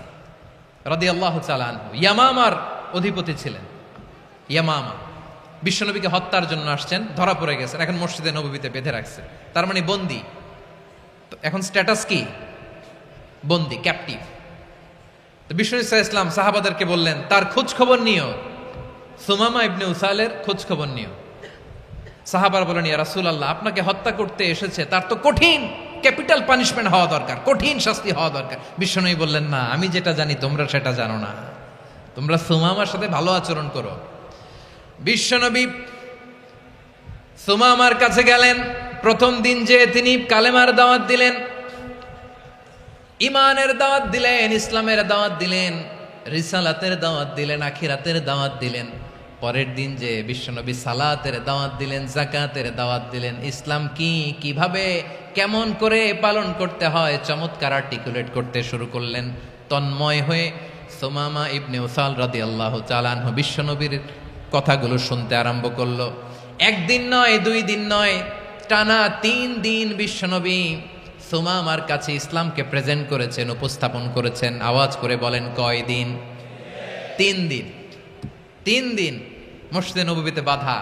আর সাহাবীদেরকে বললেন, তার খোঁজ খবর নিও, তোমরা যে রুটি বানাও এর মধ্যে সবচেয়ে ভালো আটার রুটিটা তারে দিও, সবচেয়ে রিফাইন্ড খেজুর, যেটা পিওর খেজুর, এটা তারে দিও। আর বিশ্বনবী নিজের উট থেকে দুধ দহন করে ওনার বাড়ির এক কর্মচারীকে বলেছেন, দুধ দহন করে সুমামার জন্য নিয়ে যেও। সুবহানাল্লাহ পড়বেন না? সবাই তো অবাক, ইয়ামামা থেকে আসছে নবীকে হত্যা করতে, বিশ্বনবী দেখে তারে জামাই আদর করে, তাকে মজার মজার খাবার দিও, দুধ দিও, আদর আপ্যায়ন করো। 1 দিন নয়, 2 দিন নয়, টানা 3 দিন বিশ্বনবী এভাবে সুমামার কাছে যেয়ে ইসলামকে প্রেজেন্ট করতে আরম্ভ করলেন, ইসলামকে উপস্থাপন করতে শুরু করলেন। আর তাকে চমৎকার এন্টারটেইনমেন্ট, আপ্যায়ন দিতে আরম্ভ করলেন। টানা 3 দিন যখন ইসলামের দ্য বিউটিজ অফ ইসলাম, ইসলামের সুমহান বাণী, সৌন্দর্য তার কাছে উপস্থাপন শেষ, তাকে আপ্যায়ন শেষ, বিশ্বনবী বললেন সাহাবেদেরকে, যাও এবার সুমামার হাতের পায়ের রশি দুটো খুলে দাও। তারা বললেন, ইয়া রাসূলুল্লাহ, কি বলেন আপনি? ও তো হত্যাকারী, সুযোগ পায় নাই, আপনারে মারতে পারে নাই, ছেড়ে দিলে আবার ও আপনার উপর তলোয়ার নিয়ে ঝাঁপিয়ে পড়বে। নবী, এই সিদ্ধান্ত আপনি নিতে যাবেন না। বিশ্বনবী বললেন, যেটা বলেছি সেটা করো, সুমামার রশিগুলো ছেড়ে দাও, সুমামার হাতে পায়ের রশিগুলো যে তোমরা খুলে দাও। সাহাবারা তর্ক জুড়ে দিলেন, লা ইয়া রাসূলুল্লাহ, এমনটা করবেন না, তো ভয়ঙ্কর, ভয়ঙ্কর খুনি, কি জানি কি হয়ে যায়। বিশ্বনবী বললেন, না, তার হাতে পায়ের রশিগুলো খুলে দাও। সাহাবারা বিশ্বনবীর কথা মতো তার হাতে পায়ের রশিগুলো খুলে দিল। সুমামা মুহূর্তের মধ্যে মসজিদে নববী থেকে বের হয়ে ইয়ামামায় ফিরে না যে মসজিদে নববীর পাশে একটা খেজুর বাগান ছিল, সেখানে চলে গেলেন। সেখানে একটা ছোট্ট কুয়া ছিল, কুয়ার পানি দিয়ে তিনি গোসল করলেন। সুবহানাল্লাহ পড়েন। কুয়ার পানি দিয়ে গোসল করে মসজিদে নববীর সামনে এসে বিশ্বনবী এবং সাহাবাদের সামনে দাঁড়িয়ে সাব্বাবা উঁচু করে বললেন, আশহাদু আল্লা ইলাহা ইল্লাল্লাহ ওয়া আশহাদু আন্না মুহাম্মাদান আবদুহু ওয়া রাসূলুহু। আল্লাহু আকবার। আমি সাক্ষ্য দিচ্ছি আল্লাহ ছাড়া কোনো ইলাহ নাই, আর মুহাম্মদ আল্লাহ তাআলার প্রেরিত বান্দা এবং রাসূল। প্রিয় ভাইয়েরা, ইহসান দিয়ে যা জয় করা যায়, কঠোরতা দিয়ে সেটা কঠিনকালেও জয় করা যায় না। আওয়াজ করে বলেন, ঠিক কি না? এবার সুমামা দাঁড়িয়ে বলে, ওগো নবী, আমি তো কালিমা পড়ে মুসলমান হয়ে গেলাম, এবার শোনেন, এই মুহূর্তের আগে আপনার চেহারার চাইতে নিকৃষ্ট কোনো চেহারা আমার কাছে ছিল না, কিন্তু শাহাদা পাঠ করার পরে আপনার চেহারার চাইতে উত্তম শ্রেষ্ঠ কোনো চেহারা আমার কাছে আর নাই। ও নবী, আজকের দিনের আগে ইসলাম ধর্মের চেয়ে নিকৃষ্ট অপছন্দনীয় কোনো ধর্ম আমার কাছে ছিল না, কিন্তু এই মুহূর্ত থেকে ইসলামের চেয়ে সেরা শ্রেষ্ঠ পছন্দনীয় কোনো ধর্ম আমার কাছে নাই। নবী গো, আজকের দিনের আগে মদিনার চাইতে অপছন্দনীয় নিকৃষ্ট কোনো শহর আমার কাছে ছিল না, কিন্তু এই মুহূর্তের পর থেকে মদিনার চাইতে কোনো শ্রেষ্ঠ শহর আমার জানা নাই। সে ছিল গমের বড় ডিলার, গম বেচতো। কি বেচতো? তার গম কিনে মক্কার লোকেরা রুটি খাইতো। সে ঘোষণা দিল, আজকে থেকে মক্কাবাসীদের জন্য সব গম আমি হারাম করে দিলাম, মক্কাবাসী এখন না খেয়ে মরে। সুবহানাল্লাহ পড়বেন না? মক্কাবাসী বিশ্বনবীর কাছে আসলেন, এসে বললেন, মুহাম্মদ, আমরা তো তোমার ভাই, তোমার চাচা, তোমার ভাতিজা, তোমার আত্মীয়, তুমি সুমামারে বলো সে যেন আবার গমের সাপ্লাই মক্কার জন্য অনুমতি দিয়ে দেয়। বিশ্বনবীর অনুমতি ক্রমে সুমামা আবার মক্কাতে গম পাঠাতে শুরু করলো। পড়েন সুবহানাল্লাহ। ইহসান, ইহসান দিয়ে আপনি যেটা জয় করতে পারবেন, you can win the heart of your enemies. ইহসান দিয়ে আপনি আপনার শত্রুর হৃদয়কে জয় করতে পারবেন। আওয়াজ করে বলেন, ঠিক কি না? এজন্য আল্লাহ বললেন, ওয়া আনফিকু ফি সাবিলিল্লাহি ওয়া লা তুলকু বিআইদিকুম ইলাত তাহলুকা ওয়া আহসিনু ইন্নাল্লাহা ইউহিব্বুল মুহসিনিন। তোমরা আল্লাহর রাস্তায় দান করবে আর নিজেরা নিজেদেরকে ধ্বংসের হাতে ঠেলে দিও না। তোমরা একে অপরের প্রতি ইহসান করবে, কারণ ইহসানকারীদেরকে আল্লাহ বড্ড ভালোবাসেন। সুবহানাল্লাহ পড়েন। আবার সূরা রহমানে আল্লাহ বললেন, হাল জাযাউল ইহসানি ইল্লাল ইহসান ফাবিআইয়ি আলা, সবাই পড়েন, ফাবিআইয়ি আলাই রাব্বিকুমা তুকাযযিবান। ইহসানের প্রতিদান হিসেবে ইহসানি হয়। বিশ্বনবী সুমামার প্রতি যেমন ইহসান করেছেন, সুমামাও ঠিক তেমন ইহসান ফিরিয়ে দিয়েছে। ঠিক কিনা বলেন? তাহলে এক নম্বরে হচ্ছে আদ, ন্যায় বিচার। দুই নম্বরে সবাই বলেন ইহসান, সদাচরণ। ইহসান দুই ধরনের প্রিয় ভাইরা, ইহসান ফিল ইবাদা, ইহসান ফিল মুআমালা। ইহসান ফিল ইবাদা হচ্ছে একাগ্র অনুভবে ইবাদতে ডুব দেওয়া, এর নাম ইবাদতের ইহসান। সুবহানাল্লাহ পড়ে। বিশ্বনবী বলেন ইহসান মানে কি জানো নাকি? হাদিসে জিবরিলে সাইয়েদনা জিবরিল আলাইহিস সালাম বিশ্বনবীকে বললেন, আখবিরনি আনিল ইহসান। নবী আমাদেরকে বলেন ইহসান মানে কি? বিশ্বনবী বললেন, আনতা আবুদাল্লাহা কাআন্নাকা তারাহু ফাইন লাম তাকুন তারাহু ফাইন্নাহু ইয়ারাক। ইহসান মানে হলো এমন ভাবে তুমি আল্লাহর সামনে নিজেকে উজাড় করে ইবাদত করবে, তুমি ভাববে তুমি আল্লাহকে দেখতে পাচ্ছ। আর এটা যদি ভাবা তোমার জন্য কঠিন হয়ে যায়, অন্তত এতটুকু তুমি ভাববা যে আল্লাহ তোমাকে দেখতে পাচ্ছেন। ঠিক কিনা বলেন? ও আমার বীর চট্টলার ভাইয়েরা, কেউ যেটা দেখে না সেটা দেখে কে? এই বিশ্বাস হৃদয়ের মধ্যে আছে? নামাজে যখন দাঁড়ান এই ফিলিংসটা আনা যাবে? হ্যাঁ, এশার সালাত তো এখনো হয় নাই না? আলোচনা শেষে এশার সালাত এখানে অনুষ্ঠিত হবে, তাই না? আচ্ছা বলুন তো, আমরা এশার সালাত পর্যন্ত বেঁচে থাকবো এই গ্যারান্টি আছে কার কার? হাত তোলেন। কয়েকজন হাত তুলছে পেছনে, না বুঝে তুলে ফেলছে। এশা পর্যন্ত যে আমরা হায়াত পাবো কোনো গ্যারান্টি আছে? সবাই আওয়াজ করে বলেন, গ্যারান্টি আছে? গ্যারান্টি নাই। এই জন্য বিষ্ণু ইসলাম বলেছে, এমন ভাবে নামাজে দাঁড়াও, ইবাদত করো, মনে করো হতে পারে এটাই আমার জীবনের শেষ নামাজ। Perform the salah as if this is your last and final prayer. এমন ভাবে সালাতে দাঁড়াও, ভাবো হতে পারে এটাই তোমার জীবনের শেষ নামাজ। এমন ভাবে নামাজে দাঁড়াও, ভাবো এটাই শেষ নামাজ। তাহলে নামাজে একাগ্রতা বাড়ায় দিবে কে? ফলে ইবাদতের ইহসান আমাদের অর্জিত হবে। আর মুআমালাতে ইহসান হলো, বিশ্বনবী বলেন, ইন্নাল্লাহা তাবারাকা ওয়া তাআলা কাতাবাল ইহসানা আলা কুল্লি শাই ফাইদা কাতালতুম ফাআহসিনুল কিতলা ওয়া ইযা যাবাহতুম ফাআহসিনুয যাবহা ওয়ালিয়ুহিদ্দা আহাদুকুম শাফরাতাহু ওয়ালিয়ুরিহ যাবিহাতাহু। ইহসান দুই ধরনের। আওয়াজ করে বলতে হবে, কয় ধরনের? সবাই বলুন আওয়াজ করে, কয় ধরনের? একটা হচ্ছে ইহসান ফিল ইবাদা, ইবাদতে ইহসান। ইবাদতে ইহসান কি? একাগ্র অনুভব দিয়ে ইবাদত করা, মন প্রাণ দিয়ে ইবাদত করা। আর মুআমালাতে ইহসান কি? সব কাজে, দৈনন্দিন কাজে, কর্মে, সামাজিক অ্যাক্টিভিটিতে কোমলতা প্রদর্শন করা, অনুগ্রহের সাথে সবকিছু করা। আল্লাহ তাআলা ইন্নাল্লাহা তাবারাকা ওয়া তাআলা কাতাবাল ইহসানা আলা কুল্লি শাই, তিনি সব কিছুর ব্যাপারে ইহসানকে আবশ্যক করেছেন। সবকিছুতে মুমিনের সব কাজে ইহসানের পরশ থাকবে। ওয়া ইযা কাতালতুম ফাহসিনুল কিতলা, বিশ্বনবী বলেন তুমি যখন কাউকে হত্যা করো ইহসানের সাথে করো। সুবহানাল্লাহ পড়বেন না? যখন হত্যা করো তখনও ইহসানের সাথে। আচ্ছা হত্যা করবো আবার ইহসান আসবে করতে করে, তো মেরেই ফেলবো আমি। আল্লাহ, ও ভাই একজন খুন করেছে, খুনি, রাষ্ট্রীয় আইনে তার শাস্তি হয়েছে ডেথ পেনাল্টি, মৃত্যুদণ্ড। এখন মৃত্যুদণ্ড দেখে আপনি যেমনি মন চায় তেমনি মারবেন লোকটারে? ওর নাক কেটে ফেলতে পারবেন? ওর কান কাটতে পারবেন? ওর চোখ উপড়ে ফেলতে পারবেন আপনি? যেমন মন চায় তার অঙ্গহানি করা যাবে না। ইহসানের সাথে তাকে হত্যা করো। সুবহানাল্লাহ, this is Islam, this is the true essence of Islam. ওয়া ইযা যাবাহতুম ফাহসিনুয যাবহা, যখন জবাই করবে তখনও ইহসানের সাথে জবাই করো। করব জবাই, ওইখানেও নাকি ইহসান। আচ্ছা কুরবানির দিন আমরা পশুগুলোরে কি করি বলেন সবাই আওয়াজ করে?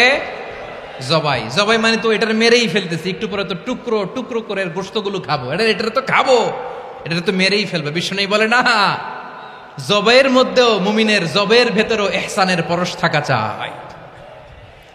যখন জবাই করবে প্রাণীটাকে হাত পা টাইট করে বেঁধে নাও, ছুরিটাকে শার্পেন করে নাও, ধারালো করে নাও, যাতে অল্প সময়ে জবাইটা হয়ে যায়, প্রাণীটা যাতে কম কষ্ট পায়। সুবহানাল্লাহ পড়ে।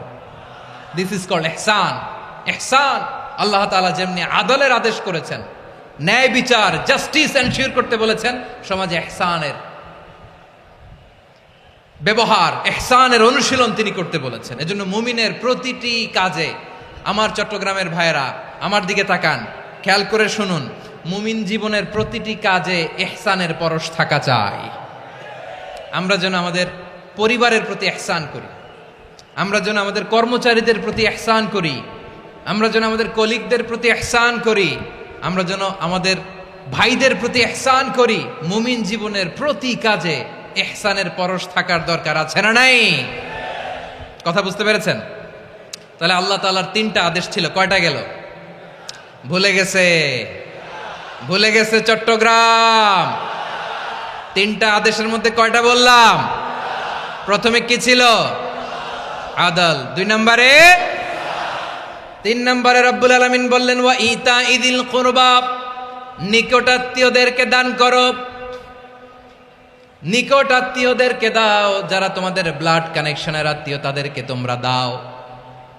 এখানে জেনারেলি বললেন দাও, কি দিব সেটা তিনি এখানে বলেন নাই, সেটা তিনি সূরাতুল ইসরার মধ্যে বলেছেন। আল্লাহ বলেন ওয়া আতিদাল কুরবা হাক্কাহ, নিকটাত্মীয়দেরকে তাদের অধিকার, তাদের প্রাপ্য তোমরা বুঝিয়ে দাও। দেখেন, একটা শান্তির সমাজ, একটা সমৃদ্ধ সমাজ, একটা মানবিক সমাজ গঠনের জন্য আল্লাহ তাআলা বেশি না, মাত্র 3টা অর্ডার, 3টা ভার্ডিক্ট তিনি জারি করেছেন। 1 নাম্বার সুশাসন, ন্যায় বিচার। 2 নাম্বার ইহসান। 3 নাম্বার নিকটাত্মীয়, যারা কাছের, তোমার ভেরি ক্লোজ রিলেশনশিপে আছে, তাদেরকে দাও। দাও, দিলে বাড়িয়ে দেয় কে? অনেকে দিতে চায় না, কৃপণতা করে। দিলে বাড়ায় দেয় কে? ও মিয়া, মদিনার মধ্যে সবচাইতে গরিব সাহাবী ছিল বেলাল রাদিয়াল্লাহু তাআলা আনহু। ওনার এন্টায়ার অ্যাসেট, সম্পদের পরিমাণ কতদূর জানেন? একটা লুঙ্গি। বেলাল রাদিয়াল্লাহু তাআলা আনহু, ওনার টোটাল ওয়েলথের এস্টিমেশন হচ্ছে মাত্র একটা লুঙ্গি। একটা লুঙ্গি, টোটাল ওয়েলথ এস্টিমেশন, টোটাল সম্পদের পরিমাণ বেলাল রাদিয়াল্লাহু তাআলা আনহুর কি ছিল? কথা বোঝে নাই বোধহয়, কি ছিল? ওই বেলাল রাদিয়াল্লাহু তাআলা আনহুকে বিষ্ণু ইসলাম বলেছেন আনফিক ইয়া বেলাল, ও বেলাল তুমিও দাও। ওয়ালা তাখশা মিন যিল আরশি ইখলালা, আরশের অধিপতির তো কোনো ঘাটতি নাই, তুমি দিলে ওই আল্লাহ তোমারে বাড়ায় দিবে। এজন্য আমার প্রিয় ভাইয়েরা, দিলে কমে না, দিলে বাড়ে। অনেকে ধরে রাখে, নতুন কিছু নিতে পারে না, হাত দিয়ে যেটা ধরে রেখেছেন এটা দিয়ে দেন, বড় একটা ধরার সুযোগ পাবেন। জোরে বলেন ঠিক কিনা? ধরেন 5 কেজি ওজনের একটা ধরে রাখছেন, এখন 10, এটা না ছাড়লে 10 কেজি ধরতে পারবেন আপনি? আচ্ছা, 10 কেজির জিনিস একটা আছে হাতে, ওইটা যদি ছেড়ে দেন তাইলে না 15 কেজি ধরতে পারবেন? কথা বলেন ঠিক কিনা? তাহলে দিলে বাড়িয়ে দেয় কে? রব্বুল আলামিন বললেন 3 নাম্বার আদেশ হলো তোমাদের প্রতি সমাজটারে কেমন করে মানবিক সমাজ, সুন্দর সমাজ গড়বা। 3 নাম্বার আদেশ হলো ওয়া আতিদাল কুরবা হাক্কা, নিকটাত্মীয়দেরকে তাদের প্রাপ্য বুঝিয়ে দাও। এই নিকটাত্মীয়দেরকে তাদের অধিকার বুঝিয়ে দেওয়া, প্রাপ্য বুঝিয়ে দেওয়াতে আমাদের গাফলতি আছে না নাই? চট্টগ্রামে নাই? মাশাআল্লাহ আছে, আছে। অনেকে দেখবেন অনেক আল্লাহওয়ালা, তাহাজ্জুদ গুজার, সেজদা দিতে দিতে কপালে কালো দাগ ফেলে দিছে, সে তার বোনের হকটা আদায় করে নাই। আছে না নাই? হ্যাঁ, এখানেও আছে। সর্বনাশ। অনেক বড় হাজী সাহেব, বিশাল লম্বা দাড়ি, ছেলেরে সব দিয়ে দিছে, মেয়েরে কিছু দেয় নাই, মেয়ের হক আদায় করে নাই। আছে না নাই? এই হাজী সাহেবেরা, এই আল্লাহওয়ালারা কিয়ামতের ময়দানে আটকে যাবে। আপনি অন্যের অধিকার নষ্ট করেছেন, তাদের রাইটসকে ভায়োলেট করেছেন। এজন্য আল্লাহ তাআলা বলেন, কারো অধিকার যদি কেউ নষ্ট করে, ওই সমাজটা মানবিক সমাজ কঠিনকালেও হতে পারে না। এজন্য 3 নম্বর আল্লাহ বললেন ওয়া ইতা ইদিল কুরবা, নিকটাত্মীয়দেরকে দাও। কি দিবা? তাদের অধিকার দিয়ে দাও। বোনের অধিকার বুঝিয়ে দাও, মেয়ের অধিকার বুঝিয়ে দাও, ফুফুর অধিকার বুঝিয়ে দাও। দেখবেন অনেক মায়েরা ছেলের পাতে মুরগির রান দেয়, মেয়ের পাতে দেয় মুরগির ঠ্যাং। এরকম আছে না নাই? ছেলেরা কি দেয় মুরগির? মেয়ের পাতে কি দেয়? তো মেয়ের কি মুরগির রান খেতে মনে চায় না? মনে চায় না? এমনটা করা যাবে না। নিকটাত্মীয়দেরকে অধিকার দিয়ে দাও, নিকটাত্মীয়ের সাথে সুসম্পর্ক রাখো। আদেশটা কার? এজন্য প্রিয় ভাইয়েরা, জীবনে যদি বারাকা অর্জন করতে চান, নিকটাত্মীয়দের সাথে সুসম্পর্ক রাখতে হবে, তাদের জন্য উপহার পাঠাতে হবে। বিশ্বনবী বলেন, লা ইয়াদখুলুল জান্নাতা কাতে, যে ব্যক্তি আত্মীয়তার সম্পর্ককে ছিন্ন করে দেয়, সে কশিনকালেও আল্লাহর জান্নাতে ঢুকবে না। আপনি কি এটারে সহজ হাদিস মনে করছেন? এটা সহজ কথা? আপনি ভাবছেন আপনার নামাজ আপনারে বাঁচাতে পারবে? আপনার রোজা বাঁচাতে পারবে? আপনার তাহাজ্জুদ আপনারে বাঁচাতে পারবে? আপনি অধিকার নষ্ট করলে কিছুই আপনারে বাঁচাতে পারবে না। এজন্য নিকট আত্মীয়দেরকে দিতে হবে বেশি বেশি। বিশ্বনবী বলেন, ইন্না সাদাকাতা আলাল মিসকিনি সাদাকা ওয়া আলা যির রাহিমি ইসনাতান সাদাকাতুন ওয়া সিলা। মিসকিন রে দান করলে শুধু দানের সওয়াব হয়, নিকট আত্মীয়কে দান করলে দুইটার সওয়াব হয়, সাদাকার সওয়াব হয়, আবার আত্মীয়তার বন্ধন অটুট রাখার সওয়াব হয়ে যায়। আবার বিশ্বনবী বললেন, মান সাররাহু আইয়ুবসাতা লাহু ফি রিজকিহি ওয়া ইউনসা লাহু ফি আসারিহি ফালইয়াসিল রাহিমা। যে ব্যক্তি তার রিজিকের প্রশস্ততা চায় আর হায়াতে বরকত চায়, সে যেন তার আত্মীয়ের সাথে সুসম্পর্ক রাখে। আমার প্রিয় চট্টলার ভাইয়েরা, আমাদের রিজিক বাড়ুক, এটা আমরা চাই কি চাই না? সবাই চান? হ্যাঁ, আমাদের রিজিকে প্রশস্ততা আসুক, চাই কি চাই না? আমাদের হায়াতে বরকত আসুক, আমরা চাই কি চাই না? এই দুইটা যদি চান, তাহলে নিকটাত্মীয়দের সাথে সুসম্পর্ক রাখবেন। পারবেন? তাহলে সমাজটারে মানবিক সমাজ বানায় দিবে কে? তিনটা আদেশ চলে গেল। কয়টা? আওয়াজ করে বলেন। 1 নম্বরে কি ছিল? 2 নম্বরে, 3 নম্বরে নিকটাত্মীয়দেরকে দান। আপনাদেরকে আরো শোনার আগ্রহ আছে? আপনাদের মনোযোগ আছে না গেছে? কষ্ট হচ্ছে না? মাশাআল্লাহ, মাশাআল্লাহ। তাকবীর পড়ুন, লিল্লাহে তাকবীর।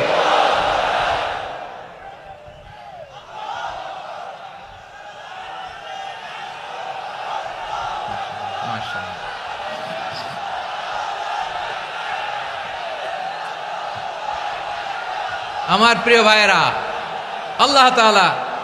আল্লাহ তাআলা তিনটা জিনিসের যেমনি আদেশ করেছেন, অনুরূপভাবে তিনটা বিষয় তিনি বারণ করেছেন, নিষেধ করেছেন। ওগুলোর কাছেও যাওয়া যাবে। শুনবেন। রাব্বুল আলামিন বলেন, ওয়ায়ানহা আনিল ফাহশাই ওয়াল মুনকারি ওয়াল বাগি। আমি যেমনি তিনটি বিষয়ে আদেশ করলাম, অনুরূপভাবে তিনটি বিষয়ে বারণ করলাম, নিষেধ করলাম। আমার 1 নাম্বার নিষেধাজ্ঞা হলো অশ্লীলতার প্রতি। ফাহশা, ওয়ায়ানহা আনিল ফাহশা। আল্লাহ তাআলা অশ্লীলতাকে নিষেধ করেছেন। কোন জিনিসকে? সবাই বলুন, কোন জিনিসকে? যত ধরনের, যত টাইপের, যত ক্যাটাগরির অশ্লীলতা হতে পারে, সব অশ্লীলতাকে হারাম করেছেন কে? ফাহশা মানে কি? কথায়, কাজে, আচরণে, কমেন্ট, ফেসবুকের কমেন্টসে যত ধরনের নোংরামো আছে, যত ধরনের অশ্লীলতা আছে, এটাকে আরবিতে বলে ফাহশা। এটাকে কি বলে? রাব্বুল আলামিন বলেন, কুল ইন্নামা হাররামা রাব্বিয়াল ফাওয়াহিশা মা যাহারা মিনহা ওয়া মা বাতান। ও নবী, আপনি বলে দেন, আমার রব প্রকাশ্য, অপ্রকাশ্য, স্পষ্ট কিংবা অস্পষ্ট, দৃশ্যমান কিংবা অদৃশ্যমান সব অশ্লীলতাকে হারাম করেছেন। সব ধরনের অশ্লীলতা হারাম, সব ধরনের। আল্লাহ তাআলা আমাদেরকে অশ্লীলতা থেকে বাঁচায়, অশ্লীলতা থেকে তিনি আমাদেরকে হেফাজত করুক। পড়েন আমিন। এবার বলেন, আমাদের সমাজে অশ্লীলতা আছে না নাই? চট্টগ্রামে নাই? আমি কই নাই, ওনারা বলে আছে। দেখছেন, আমি সামহাও বাঁচায় দেওয়ার ট্রাই করতেছি, ওনারা বলে আছে। অশ্লীলতা নানা ভাবে, নানা নামে, নানা মোড়কে আমাদের সমাজে আছে না নাই? সংস্কৃতির নামে, ফ্যাশনের নামে, বিনোদনের নামে, উপন্যাসের নামে, কনসার্টের নামে অশ্লীলতা আছে না নাই? আপনি দেখেছেন কনসার্টগুলোর অবস্থা? এই যে আতিফ আসলাম যে আসছে আমাদের দেশে, তারপর কে কে আসছে, আমাদের তরুণ তরুণীরা, আমাদের যুবক যুবতীরা, আমাদের জেনজিরা, কি অবস্থা ওইখানে? হ্যাঁ, কি অবস্থা? কে বাঁচাবে ওদের? কে রক্ষা করবে ওদের ইমানের, ওদের চরিত্রের হেফাজতের গ্যারান্টি কে দিবে? কনসার্টের নামে অশ্লীলতা আছে না নাই? ছেলে মেয়ে একে অপরকে জড়ায় ধরতেছে, একে অপরকে চুমু খাচ্ছে প্রকাশ্যে, দিবালোকে, গণমানুষের সামনে। আল্লাহ তাআলা এই অশ্লীলতা থেকে আমাদেরকে বেঁচে থাকতে বলেছেন, বেঁচে থাকতে বলেছেন। রূপালী জগতের নামে অশ্লীলতা আছে না নাই? এই টার্মটা আপনারা জানেন না? রূপালী জগৎ কি জগৎ? আসলে কি রূপালী জগৎ না অন্ধকার জগৎ? আমার বোনেরা, আপনাদেরকে যে কি বলে তারা বুঝায়, রূপালী জগৎ শুনেই আপনি ভরকে যাবেন না। রূপালী জগতে যে নারী যত বেশি উলঙ্গ, সে নাকি তত বেশি সাহসী। জানেন, বলে এটা একটা সাহসী নারী, খুব সাহসী পদক্ষেপ তার। যত বেশি শরীর থেকে কাপড় নামাতে পারবে, যত বেশি বস্ত্রহীন হয়ে নিজেকে প্রেজেন্ট করতে পারবে, সে নাকি তত বেশি সাহসী। আমার চট্টলার ভাইয়েরা, শয়তানের প্রথমে এজেন্ডা ছিল বনি আদমকে বস্ত্রহীন করা। সে আদম এবং হাওয়া আলাইহিস সালামকে নিষিদ্ধ গাছের ফল খাইয়ে তাদেরকে বস্ত্রহীন করেছে। এই জামিনেও সে আমাদেরকে বস্ত্রহীন করতে চাইবে। এই রূপালী জগতের নামে তারা এটা করে। আমার প্রিয় বোনেরা, আপনি জানেন না আপনার দাম কত? ওরা আপনাদেরকে বিজ্ঞাপনের সস্তা পণ্য বানাতে চায়। ওরা আপনাদেরকে ওদের ভোগের লিপসার টুলস বানাতে চায়। ওরা আপনাদেরকে দিয়ে ওদের খায়েশ পূরণ করতে চায়। এটা আপনাদের জন্য মোটেও ডিগনিটি নয়, এটা আপনাদের জন্য সম্মান নয়। আপনার সম্মান শালীনতায়, আপনার সম্মান হেজাবে, আপনার সম্মান ভদ্রতায়, আপনার সম্মান আপনার ডিসেন্ট পোশাকে। পোশাক বলে দেয় এই নারীটা ভদ্র না অভদ্র। পোশাক বলে দেয় এই মেয়েটা কোন ঘরের মেয়ে। আওয়াজ করে বলেন ঠিক কিনা?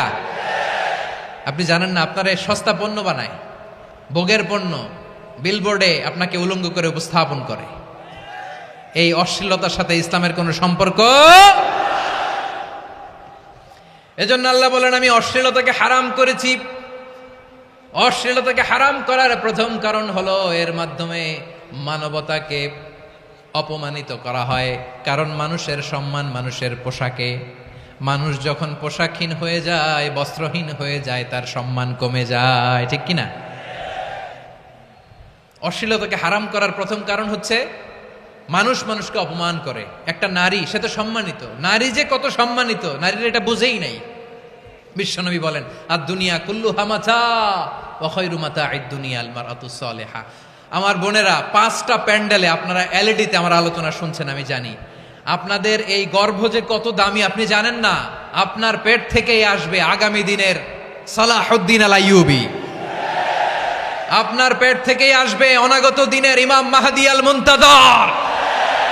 আপনার পেট থেকেই আসবে অনাগত দিনের ফয়সাল, ওয়াসিম, মুগ্ধ, আবু সাইদের মতো বীর যোদ্ধা।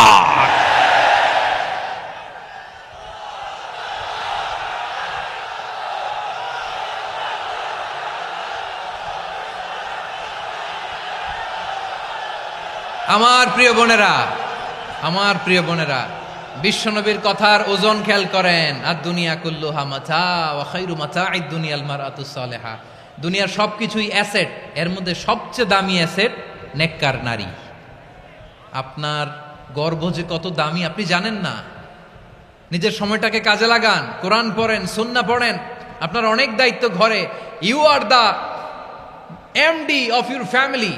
একটা family it's a very big institution. পরিবার একটা অনেক বড় প্রতিষ্ঠান। And you are the MD of your institution. আপনি এই পরিবারের MD, managing director of your family. এখানে আপনার কত দায়িত্ব। আপনি ছেলে মেয়েদেরকে তারবিয়া করবেন। আপনি আপনার স্বামীর জন্য ঘরটারে জান্নাতের নীর বানাবেন। আপনার জন্য জান্নাতের ডুপ্লেক্স বাড়ি ওইখানে তৈরি করে রাখবে কে?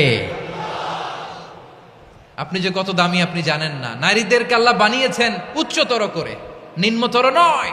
নারীদেরকে ছোট্ট জিনিস দিলে এটার বড় করে দেয়। নারীদেরকে ভ্রূণ দিলে শুক্রাণু দিলে নারী এটারে বাচ্চা হিসেবে উপহার দেয়, ঠিক কিনা?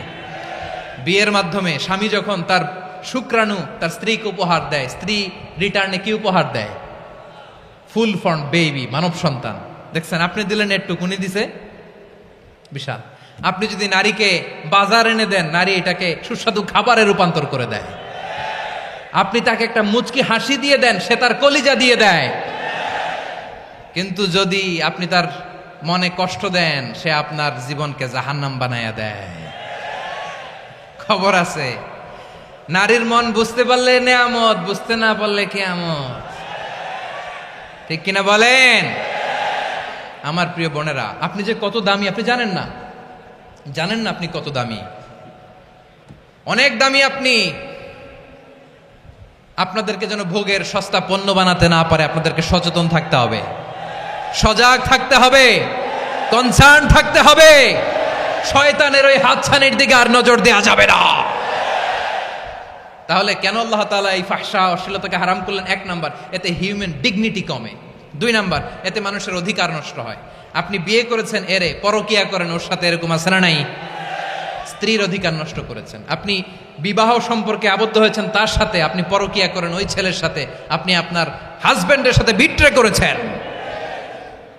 এজন্য আল্লাহ অশ্লীলতাকে হারাম করেছেন। অশ্লীলতাকে হারাম করার আরেকটা কারণ হচ্ছে আল্লাহ তাআলা এই হিউম্যান জেনারেশনকে এটাকে প্রিজার্ভ করতে চায়। হিফজুন নাসল, এটা মাকাসিদুশ শরিয়ার অনেক গুরুত্বপূর্ণ একটা মাকাসিদ, অনেক গুরুত্বপূর্ণ।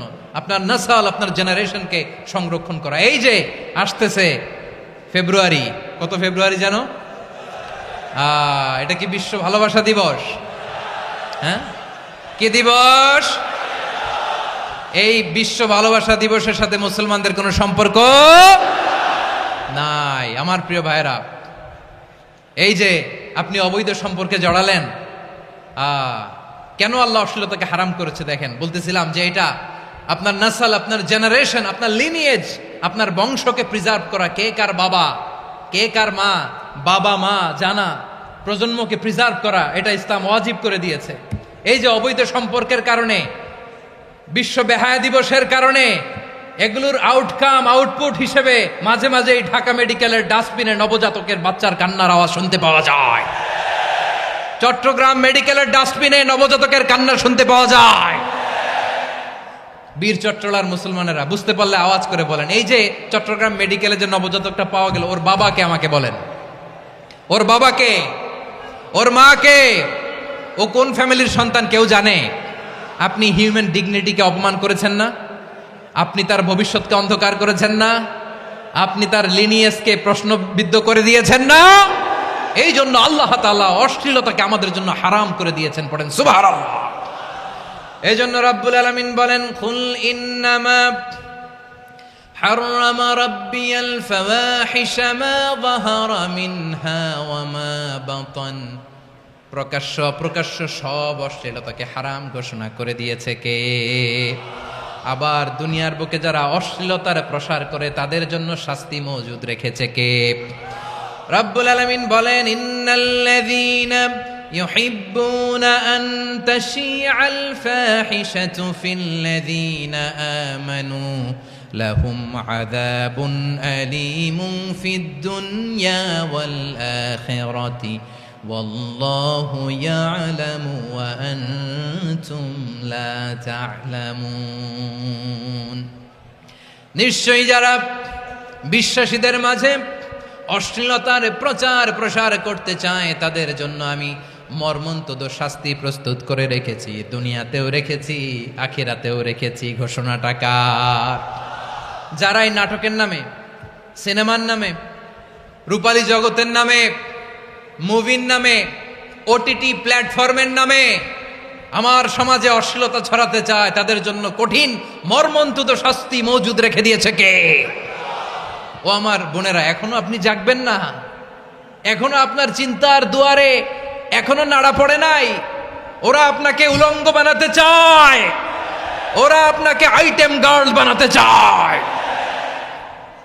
এজন্য ইসলাম অশ্লীলতাকে হারাম করেছে। হারাম। ইসলাম বলেছে যোজন যোজন দূরে থাকো। ওরা বলে না, কাছে আসো, কাছে আসার গল্প, ক্লোজ আপ ওয়ান, কাছে আসার গল্প আছে না নাই? চট্টগ্রামে তো এগুলো নাই মাশাআল্লাহ।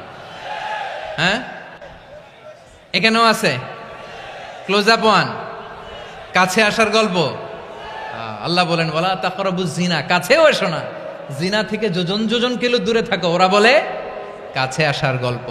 আমার বীর চট্টলার ভাইয়েরা, কাছে আসতে হলে আমরা কোরআনের কাছে আসব, কাছে আসতে হলে নবীর কাছে আসব, কাছে আসার গল্প হবে আমার রবের কাছে আসার গল্প। চিল্লায় বলো ঠিক কিনা?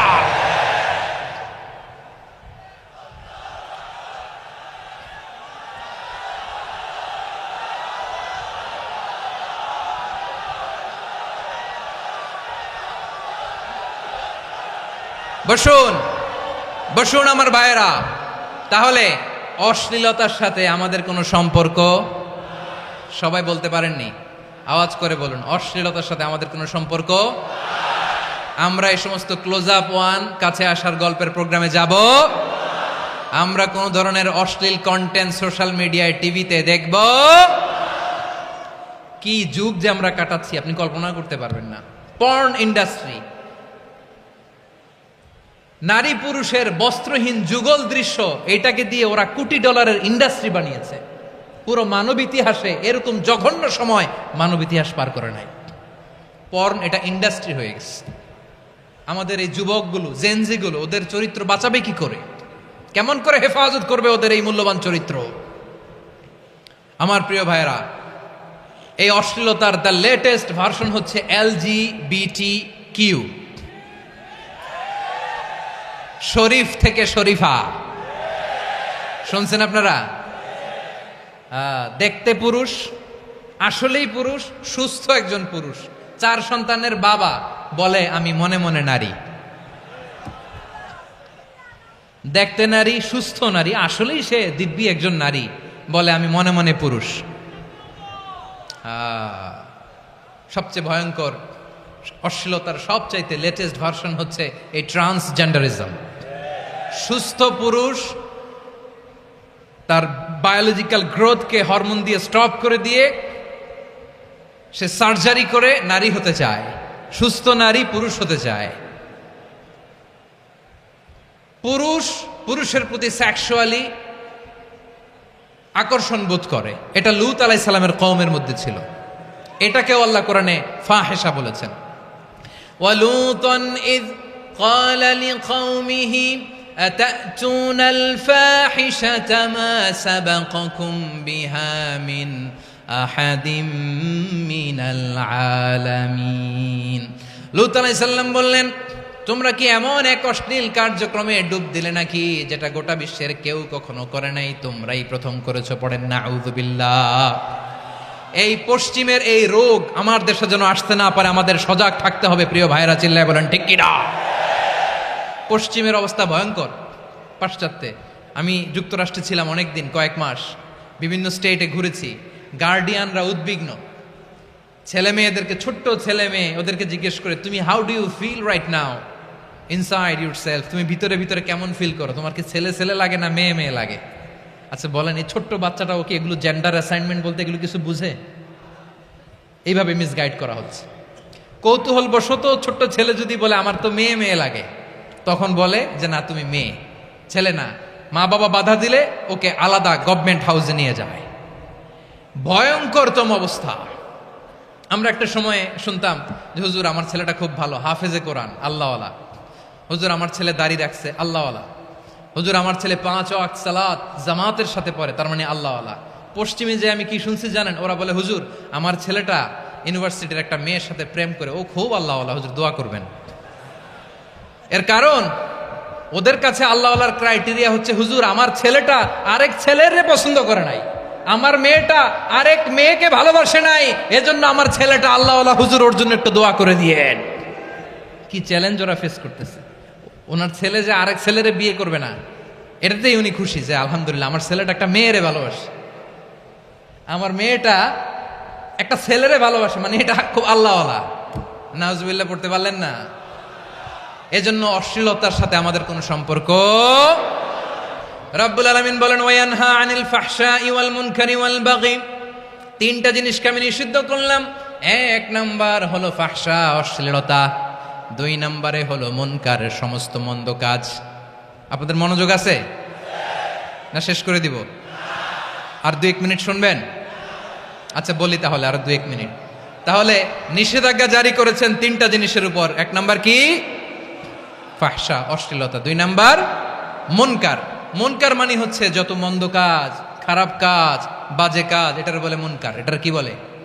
আপনারা পড়ছেন না, তা'মুরুনা বিল মা'রুফি ওয়া তানহাউনা আনিল মুনকার। ভালো কাজের আদেশ, সৎ কাজের আদেশ, অসৎ কাজের নিষেধ। মুনকার, মুনকার হচ্ছে মানুষের স্বাভাবিক বিবেকবোধ যেটাকে খারাপ বলে, ওইটাই মুনকার। পৃথিবীর সব আসমানি গ্রন্থ যেটাকে খারাপ বলেছে, মানুষের স্বাভাবিক বিবেকবোধ যেটাকে খারাপ বলেছে, এগুলো সব মুনকার। যেমন ইফটিজিং, এটা কি ভালো না খারাপ? মজুদদারি, খাদ্যে ভেজাল দেওয়া, ওজনে কম দেওয়া, মাছে ফরমালিন মিশানো, চাঁদাবাজি, টেন্ডারবাজি, দখলবাজি, এগুলো আমাদের স্বাভাবিক বিবেকেই বলে এগুলো খারাপ, এগুলো হচ্ছে মুনকার। আল্লাহ তাআলা এই মুনকার থেকে আমাদেরকে বেঁচে থাকতে বলেন, আর শয়তান এই মুনকারের প্রতি আমাদেরকে উদ্বুদ্ধ করে। আল্লাহ তাআলা বললেন, ইয়া আইয়ুহাল্লাযীনা আমানু লা তাত্তাবিউ খুতুওয়াতিশ শাইতান ফাইন ওয়া মান ইয়াত্তাবি' খুতুওয়াতিশ শাইতানি ফাইন্নাহু ইয়া'মুরু বিল ফাহশাই ওয়াল মুনকার। আল্লাহ বললেন, ও আমার গোলামেরা শোনো শোনো, ও আমার বিশ্বাসী বান্দারা খবরদার, তোমরা কশিনকালেও শয়তানের পদাঙ্ক অনুসরণ করবে না, কারণ শয়তান তোমাদেরকে অশ্লীলতা এবং মন্দ কাজের দিকে উদ্বুদ্ধ করে। আমাদের কাজ হচ্ছে শয়তান আমাদেরকে যেদিকে নিতে চায় আমরা তার উল্টা দিকে যাব, ঠিক কিনা বলেন? শয়তান এই মন্দ কাজকে আমাদের কাছে বিউটিফাই করে, চাকচিক্যময় করে আমাদের সামনে উপস্থাপন করে। এজন্য আল্লাহ বলেন মুনকারকে থামাতে হবে, মুনকার প্রতিরোধ করতে হবে। মুনকার প্রতিরোধের দায়িত্ব শুধু আমাদের নাকি? শুধু আপনার খতিব সাহেবের, ইমাম সাহেবের, নাকি মুসলিম উম্মার সবার? আওয়াজ করে বলুন, মুনকার অসৎ কাজ প্রতিরোধের দায়িত্ব কার? রাব্বুল আলামিন বলেন, কুনতুম খায়রা উম্মাতিন উখরিজাত লিন-নাসি তা'মুরুনা বিল মা'রুফি ওয়া তানহাউনা আনিল মুনকার। তোমাদেরকে শ্রেষ্ঠ জাতি করে জমিনের মধ্যে আবির্ভূত করা হয়েছে, যাতে করে তোমরা জমিনের ভেতরে সৎ কাজের আদেশ করতে পারো আর অসৎ কাজের নিষেধ করতে পারো। উম্মাহ কুনতুম খায়রা, তাহলে গোটা উম্মার দায়িত্ব, এটা বুঝতে পারছেন তো? আচ্ছা, আরো নিচে আসেন। এরপরে আল্লাহ বললেন, শুধু উম্মাহ না, এই জমিনের রাজত্ব আমি যাদের হাতে দেই, এই জমিনের মালিক আমি যাদেরকে বানিয়ে দেই, যাদেরকে আমি সরকারের দায়িত্ব দেই, তাদেরকেও মুনকার প্রতিরোধের দায়িত্ব দিয়েছে কে? আল্লাহ বলেন, যারা ক্ষমতার মসনদে বসেছে তাদেরকে 4 দফা কর্মসূচি আমি আল্লাহ দিলাম। আওয়াজ করে বলেন, কয় দফা? আল্লাহ বলেন, আল্লাযীনা ইম্মাক্কান্নাহুম ফিল আরদি আকামুস সালাতা ওয়া আতাউয যাকাতা ওয়া আমারু বিল মা'রুফি ওয়া নাহাউ আনিল মুনকার ওয়ালিল্লাহি আকিবাতুল উমুর। যারা এই জমিনের উত্তরাধিকার হয়েছে তারা 4 দফা কর্মসূচি নিয়ে সামনে আগাবা। সালাত কায়েম করবা, যাকাত আদায় করবা, সৎ কাজের আদেশ দিবা, অসৎ কাজ থেকে মুনকার প্রতিরোধ করবা। আদেশটা কার? আমার প্রিয় চট্টলার ভাইয়েরা, পুরো উম্মার দায়িত্ব মুনকার প্রতিরোধ করা, সরকার প্রধানের দায়িত্ব মুনকার প্রতিরোধ করা। এরপর আল্লাহ বলেন, প্রতিটা ফ্যামিলির যিনি প্রধান সিইও বাবা, প্রত্যেক বাবারও দায়িত্ব এই মুনকার প্রতিরোধ করা। আওয়াজ করে বলেন ঠিক কিনা? যেমনটি সাইয়েদনা লুকমান আলাইহিস সালাম ওনার কলিজার টুকরা সন্তানকে আদেশ করেছেন, ইয়া বুনাইয়া আকিমিস সালাতা ওয়া'মুর বিল মা'রুফি ওয়ানহা আনিল মুনকার। পড়েন সুবহানাল্লাহ। বাবা ছেলেকে সবক দিচ্ছে। কে সবক দিচ্ছে? কাকে? লুকমান আলাইহিস সালাম ছেলেকে বলতেছে, ওরে আমার কলিজার টুকরা সন্তান, ওরে আমার বাছা, নামাজ কায়েম করবা, সৎ কাজের আদেশ দিবা, আর মুনকার প্রতিরোধ করবা, অসৎ কাজ, সমাজ থেকে খারাপ কাজকে ঝেঁটে বিদায় করে দিবা। তাহলে দেখেন, আমি স্টেপ বাই স্টেপ নামলাম। পুরা উম্মার দায়িত্ব। জমিনের উত্তরাধিকারী আল্লাহ যাদেরকে বানিয়েছেন সরকার, তাদের দায়িত্ব। প্রতিটি ফ্যামিলির প্রধানের দায়িত্ব।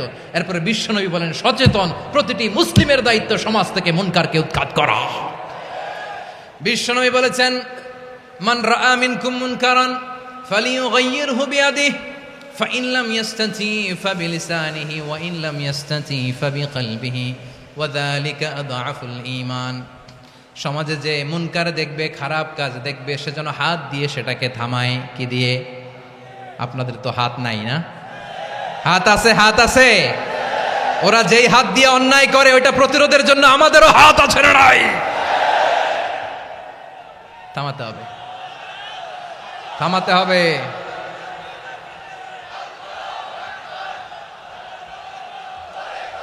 বসুন আমার প্রিয় ভাইয়েরা, ওরা ওদের যেই হাত দিয়ে টেন্ডারবাজি করে, চাঁদাবাজি করে, ইফটিজিং করে, দখলবাজি করে, যেই হাত দিয়ে, ওই মুনকার থামায় দেওয়ার জন্য আল্লাহর দিয়ে আমাদেরও দুটি হাত আছে না নাই?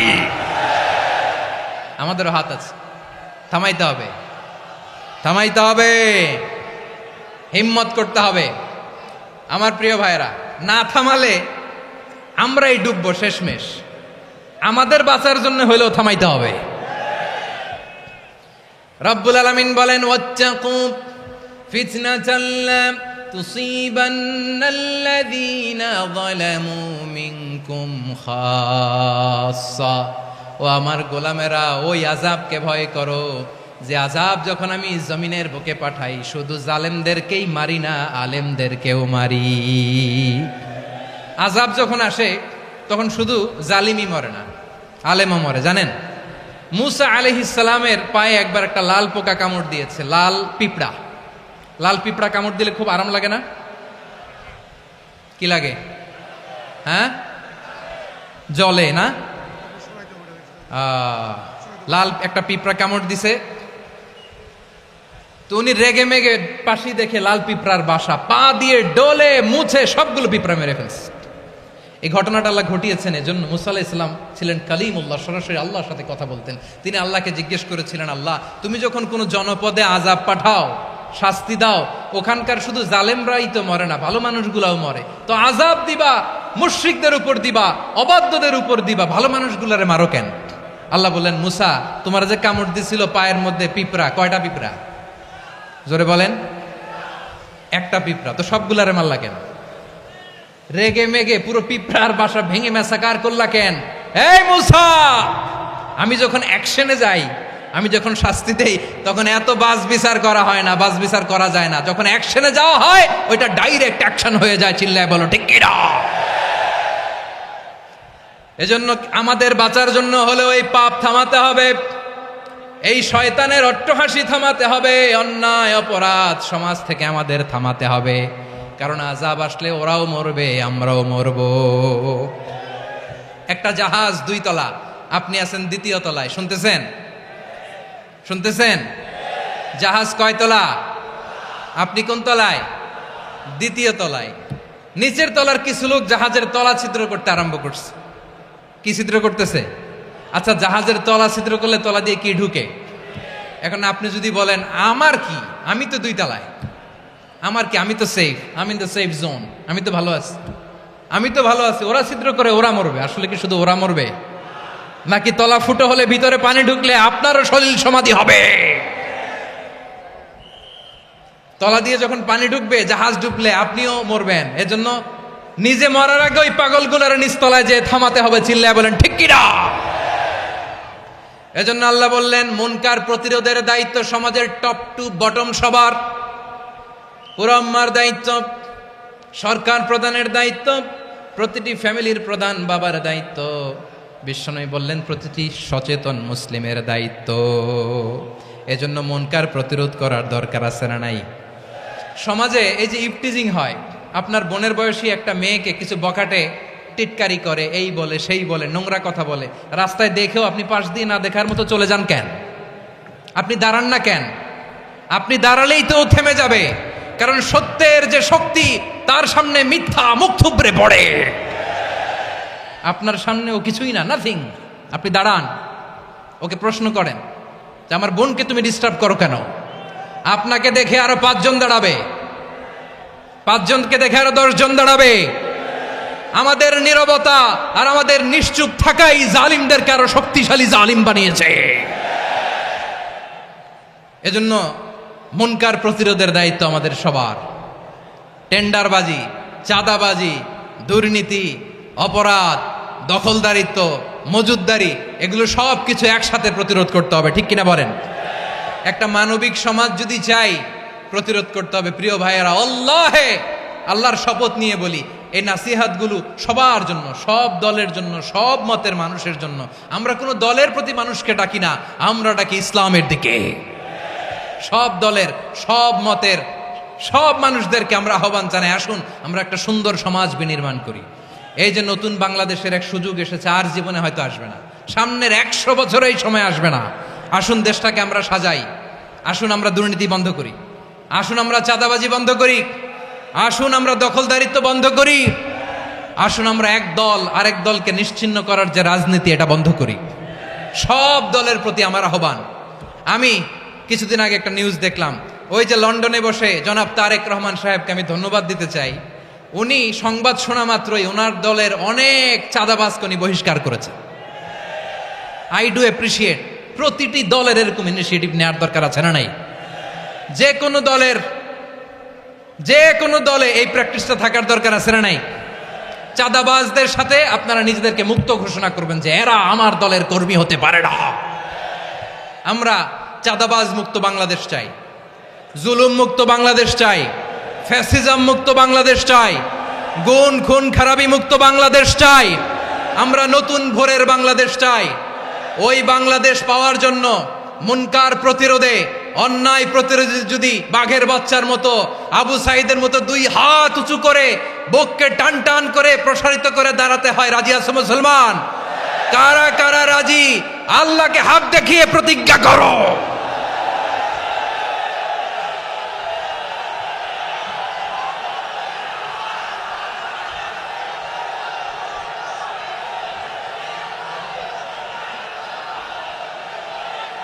আমার প্রিয় ভাইয়েরা, বসুন বসুন আমার ভাইয়েরা। রাব্বুল আলামিন বলেন, ওয়ায়ানহা আনিল ফাহশাই ওয়াল মুনকারি ওয়াল বাগি ইয়াইদুকুম লাআল্লাকুম তাযাক্কারুন। বসুন। আল্লাহ বললেন, আমি অশ্লীলতাকে নিষেধ করি, আমি সব ধরনের মন্দ কাজকে নিষিদ্ধ করি, সব শেষে আমি সীমা লঙ্ঘনকে তোমাদের জন্য নিষিদ্ধ করি। আলোচনা মনে আছে তো? না ভুলে গেছেন? নিষিদ্ধ করেছেন কয়টা জিনিস? 1 নম্বরে অশ্লীলতা, 2 নম্বরে মুনকার তথা সব মন্দ কাজ, 3 নম্বরে আল বাগি, সীমা লঙ্ঘন, ক্রসিং দ্য লিমিট। সীমা লঙ্ঘন করা ভালো না। We all should know our limits. চিল্লায় বলেন ঠিক কিনা? একই আয়াতে আল্লাহ বললেন, কুল ইন্নামা হাররামা রাব্বিয়াল ফাওয়াহিশা মা যাহারা মিনহা ওয়া মা বাতানা ওয়াল ইসমা ওয়াল বাগিয়া বিগাইরিল হক। অন্যায় ভাবে যে অবাধ্য হয়, যে সীমা লঙ্ঘন করে, তাদেরকেও আমি এটা হারাম করে দিলাম। সীমা লঙ্ঘন করা হারাম, সীমা লঙ্ঘন করা হারাম। আল্লাহ বারবার বারবার আমাদেরকে ওয়ার্নিং দেয়। যখন আমরা থামি না তখন আল্লাহ ধরে, আর যখন ধরে তখন ছাড়ে না। ধরে ধরে ধরে না, ধরলে আল্লাহ। ফেরাউনকে কিন্তু হুট করে ধরে নাই, আপনারা জানেন 9 বার ওয়ার্নিং দিয়েছে। ফেরাউনকে আল্লাহ তাআলা ওয়ার্নিং দিয়েছিল কয়বার? বীর চট্টলার বীর সেনানীরা আওয়াজ করে বলেন, ফেরাউনকে ধরার আগে ওয়ার্নিং দেওয়া হয়েছিল কয়টা? রাব্বুল আলামিন বলেন, ওয়ালাকাদ আতাইনা মূসা 9 আয়াতিন বাইয়িনাত। 9টা মুআজিজা দেখিয়েছি। 1 2 3 বারবার এইভাবে রিমাইন্ডার, ওইভাবে রিমাইন্ডার, এইভাবে নাসিহাত, ওইভাবে দাওয়া। ফাকুলা লাহু কাওলান লাইয়িনা, নরম করে বলো, সফট করে বলো, যত ওয়ে হতে পারে দাওয়া মেথডোলজির। মূসা আলাইহিস সালামের সব অ্যাপ্লাই শেষ। 10ম বারে যে আল্লাহ ধরছে, 10ম বারে যে ধরেছে। এজন্য আল্লাহ বলেন, আমি সীমালঙ্ঘনকে পছন্দ করি না। কোরআনের অন্য আয়াতে বাগীকে বলা হয়েছে আল ইতিদা। সীমালঙ্ঘন যারা করে তাদেরকে আল্লাহ বলেছেন মুতাদিন। وقاتلوا في سبيل الله الذين يقاتلونكم ولا تعتدوا إن الله لا يحب المعتدين। আমি সীমা লঙ্ঘনকারীদেরকে কোশ্চিন কালেও পছন্দ করি না। আমরা যেন সীমা লঙ্ঘন না করি, রাজি আছেন তো? যে কোনো ক্ষেত্রে ইবাদতে যেন সীমা লঙ্ঘন না করি। অনেকে আমরা ইবাদতে সীমা লঙ্ঘন করে ফেলি। বিশ্বনবী সাল্লাল্লাহু আলাইহি ওয়াসাল্লাম যেটা শিখিয়েছেন এর বাইরে যে অতিরিক্ত বুজুর্গ হতে চায় এরকম আছে না নাই? করা যাবে না, কোনো ক্ষেত্রেই সীমা লঙ্ঘন করা যাবে, এমনকি যুদ্ধ ক্ষেত্রেও না। বিশ্বনবী সাল্লাল্লাহু আলাইহি ওয়াসাল্লাম বলেন খবরদার যুদ্ধ ক্ষেত্রেও সীমা লঙ্ঘন করো না। কি সুন্দর ইসলাম আমরা পেয়েছি। বিশ্বনবী বলেন খবরদার যুদ্ধের ময়দানে কোনো নারীর গায়ে হাত তোলো না, কোনো শিশুর গায়ে হাত তোলো না, কোনো গবাদি পশু হত্যা করো না, কোনো শস্য ক্ষেত্র ধ্বংস করো না, ইবাদতরত অন্য ধর্মের কোনো সন্ন্যাসীর গায়ে হাত তুলো না। বলেন সুবহানাল্লাহ। তাহলে আমরা সীমা লঙ্ঘন করতে পারবো? প্রিয় ভাইরা, একটা সুখী সমৃদ্ধ শান্তির সমাজ, মানবিক সমাজ যদি আমরা গঠন করতে চাই, আমাদের আল্লাহর দেয়া কয়টা আদেশ মানতে হবে বলেন দেখি? সবাই বলেন কয়টা? আর বেঁচে থাকতে হবে কয়টা জিনিস থেকে? আওয়াজ করে বলেন কয়টা? আচ্ছা, আদেশ নাম্বার 1 কি ছিল বলেন? আল্লাহর আদেশ কি? 1 নাম্বার আদাল, ন্যায়পরায়ণতা। আমরা সুবিচার, সুশাসন, ন্যায় বিচার চাই কি চাই না? 2 নম্বরে কি ছিল? মাশাআল্লাহ, আওয়াজ করে বলেন 2 নম্বরে কি ছিল? ইহসান। আমরা যেন সবার প্রতি দয়া পরবশ হই, ইহসান করি। 3 নম্বরে কি ছিল? নিকটাত্মীয়দের দান করা, তাদের অধিকার প্রাপ্য বুঝিয়ে দেওয়া। পাশাপাশি 3টা জিনিস থেকে আল্লাহ বারণ করেছেন, নিষেধ করেছেন। তার প্রথমটা ফাহশা, অশ্লীলতা। অশ্লীলতার সাথে আমাদের কোনো সম্পর্ক। আজকের এই ঐতিহাসিক চট্টগ্রামের প্যারেড ময়দান থেকে আমরা যত ধরনের মা তাহারা মিনহা মা বাতান, প্রকাশ্য অপ্রকাশ্য, দৃশ্যমান অদৃশ্যমান, সব অশ্লীলতা থেকে নিজেদেরকে মুক্ত ঘোষণা করলাম। অশ্লীলতাকে আমরা না বলে দিলাম। আওয়াজ করে সবাই বলুন নো। অশ্লীলতার সাথে আমাদের কোনো সম্পর্ক। 2 নম্বর নিষেধাজ্ঞা কি ছিল? আল মুনকার, সমাজের যত মন্দ কাজ এগুলোকে আমরা প্রতিরোধ করব। রাজি আছেন তো সবাই? 3 নম্বরে আল বাগি, সীমালঙ্ঘন। কোন মুসলিম সীমালঙ্ঘন করে না, এমনকি যুদ্ধ ক্ষেত্রেও না। আওয়াজ করে বলেন ঠিক কি না? রাব্বুল আলামিন শেষে বললেন ইয়াইদুকুম লাআল্লাকুম তাযাক্কারুন। আল্লাহ তোমাদেরকে উপদেশ দেন যাতে তোমরা শিক্ষা গ্রহণ করো। আমরা উপদেশ দিব, আমরা জোর করে কাউরে কিছু মানাতে চাই না। লা ইকরাহা ফিদ্দিন ওয়া যাক্কির ফাইন্না যিকরা তানফাউল মুমিনিন। উপদেশ দিলে এটা মুমিনদের কাজে দেয়। লাস্তা আলাইহিম বিমুসাইতির ইন্নামা আনতা মুযাক্কির। নবী হে, আপনি রিমাইন্ডার দাতা, আপনি উপদেশ দিবেন। আমরাও বিশ্বনবীর এই হাদিসগুলো থেকে, কোরআনের আয়াত থেকে রিমাইন্ডার, এই কথামালা, বাণীবাহক হিসেবে এই বাণীগুলো আপনাদের সাথে কাছে পৌঁছে দিলাম। আমরা আল্লাহ তাআলার কাছে প্রার্থনা করি, আল্লাহ আমরা যেন আদল দিয়ে আমাদের সমাজকে গঠন করতে পারি। আল্লাহ আমরা যেন ইহসান করতে পারি, আমরা যেন নিকটাত্মীয়দের দান করতে পারি। আল্লাহ যত ধরনের অশ্লীলতা, অনাচার, মন্দ কাজ, সীমালঙ্ঘন, অবাধ্যতা থেকে যেন আমরা বেঁচে থাকতে পারি। আল্লাহ তাআলা আমাদের সবাইকে কথাগুলো বোঝার ও আমল করার তৌফিক দান করুক।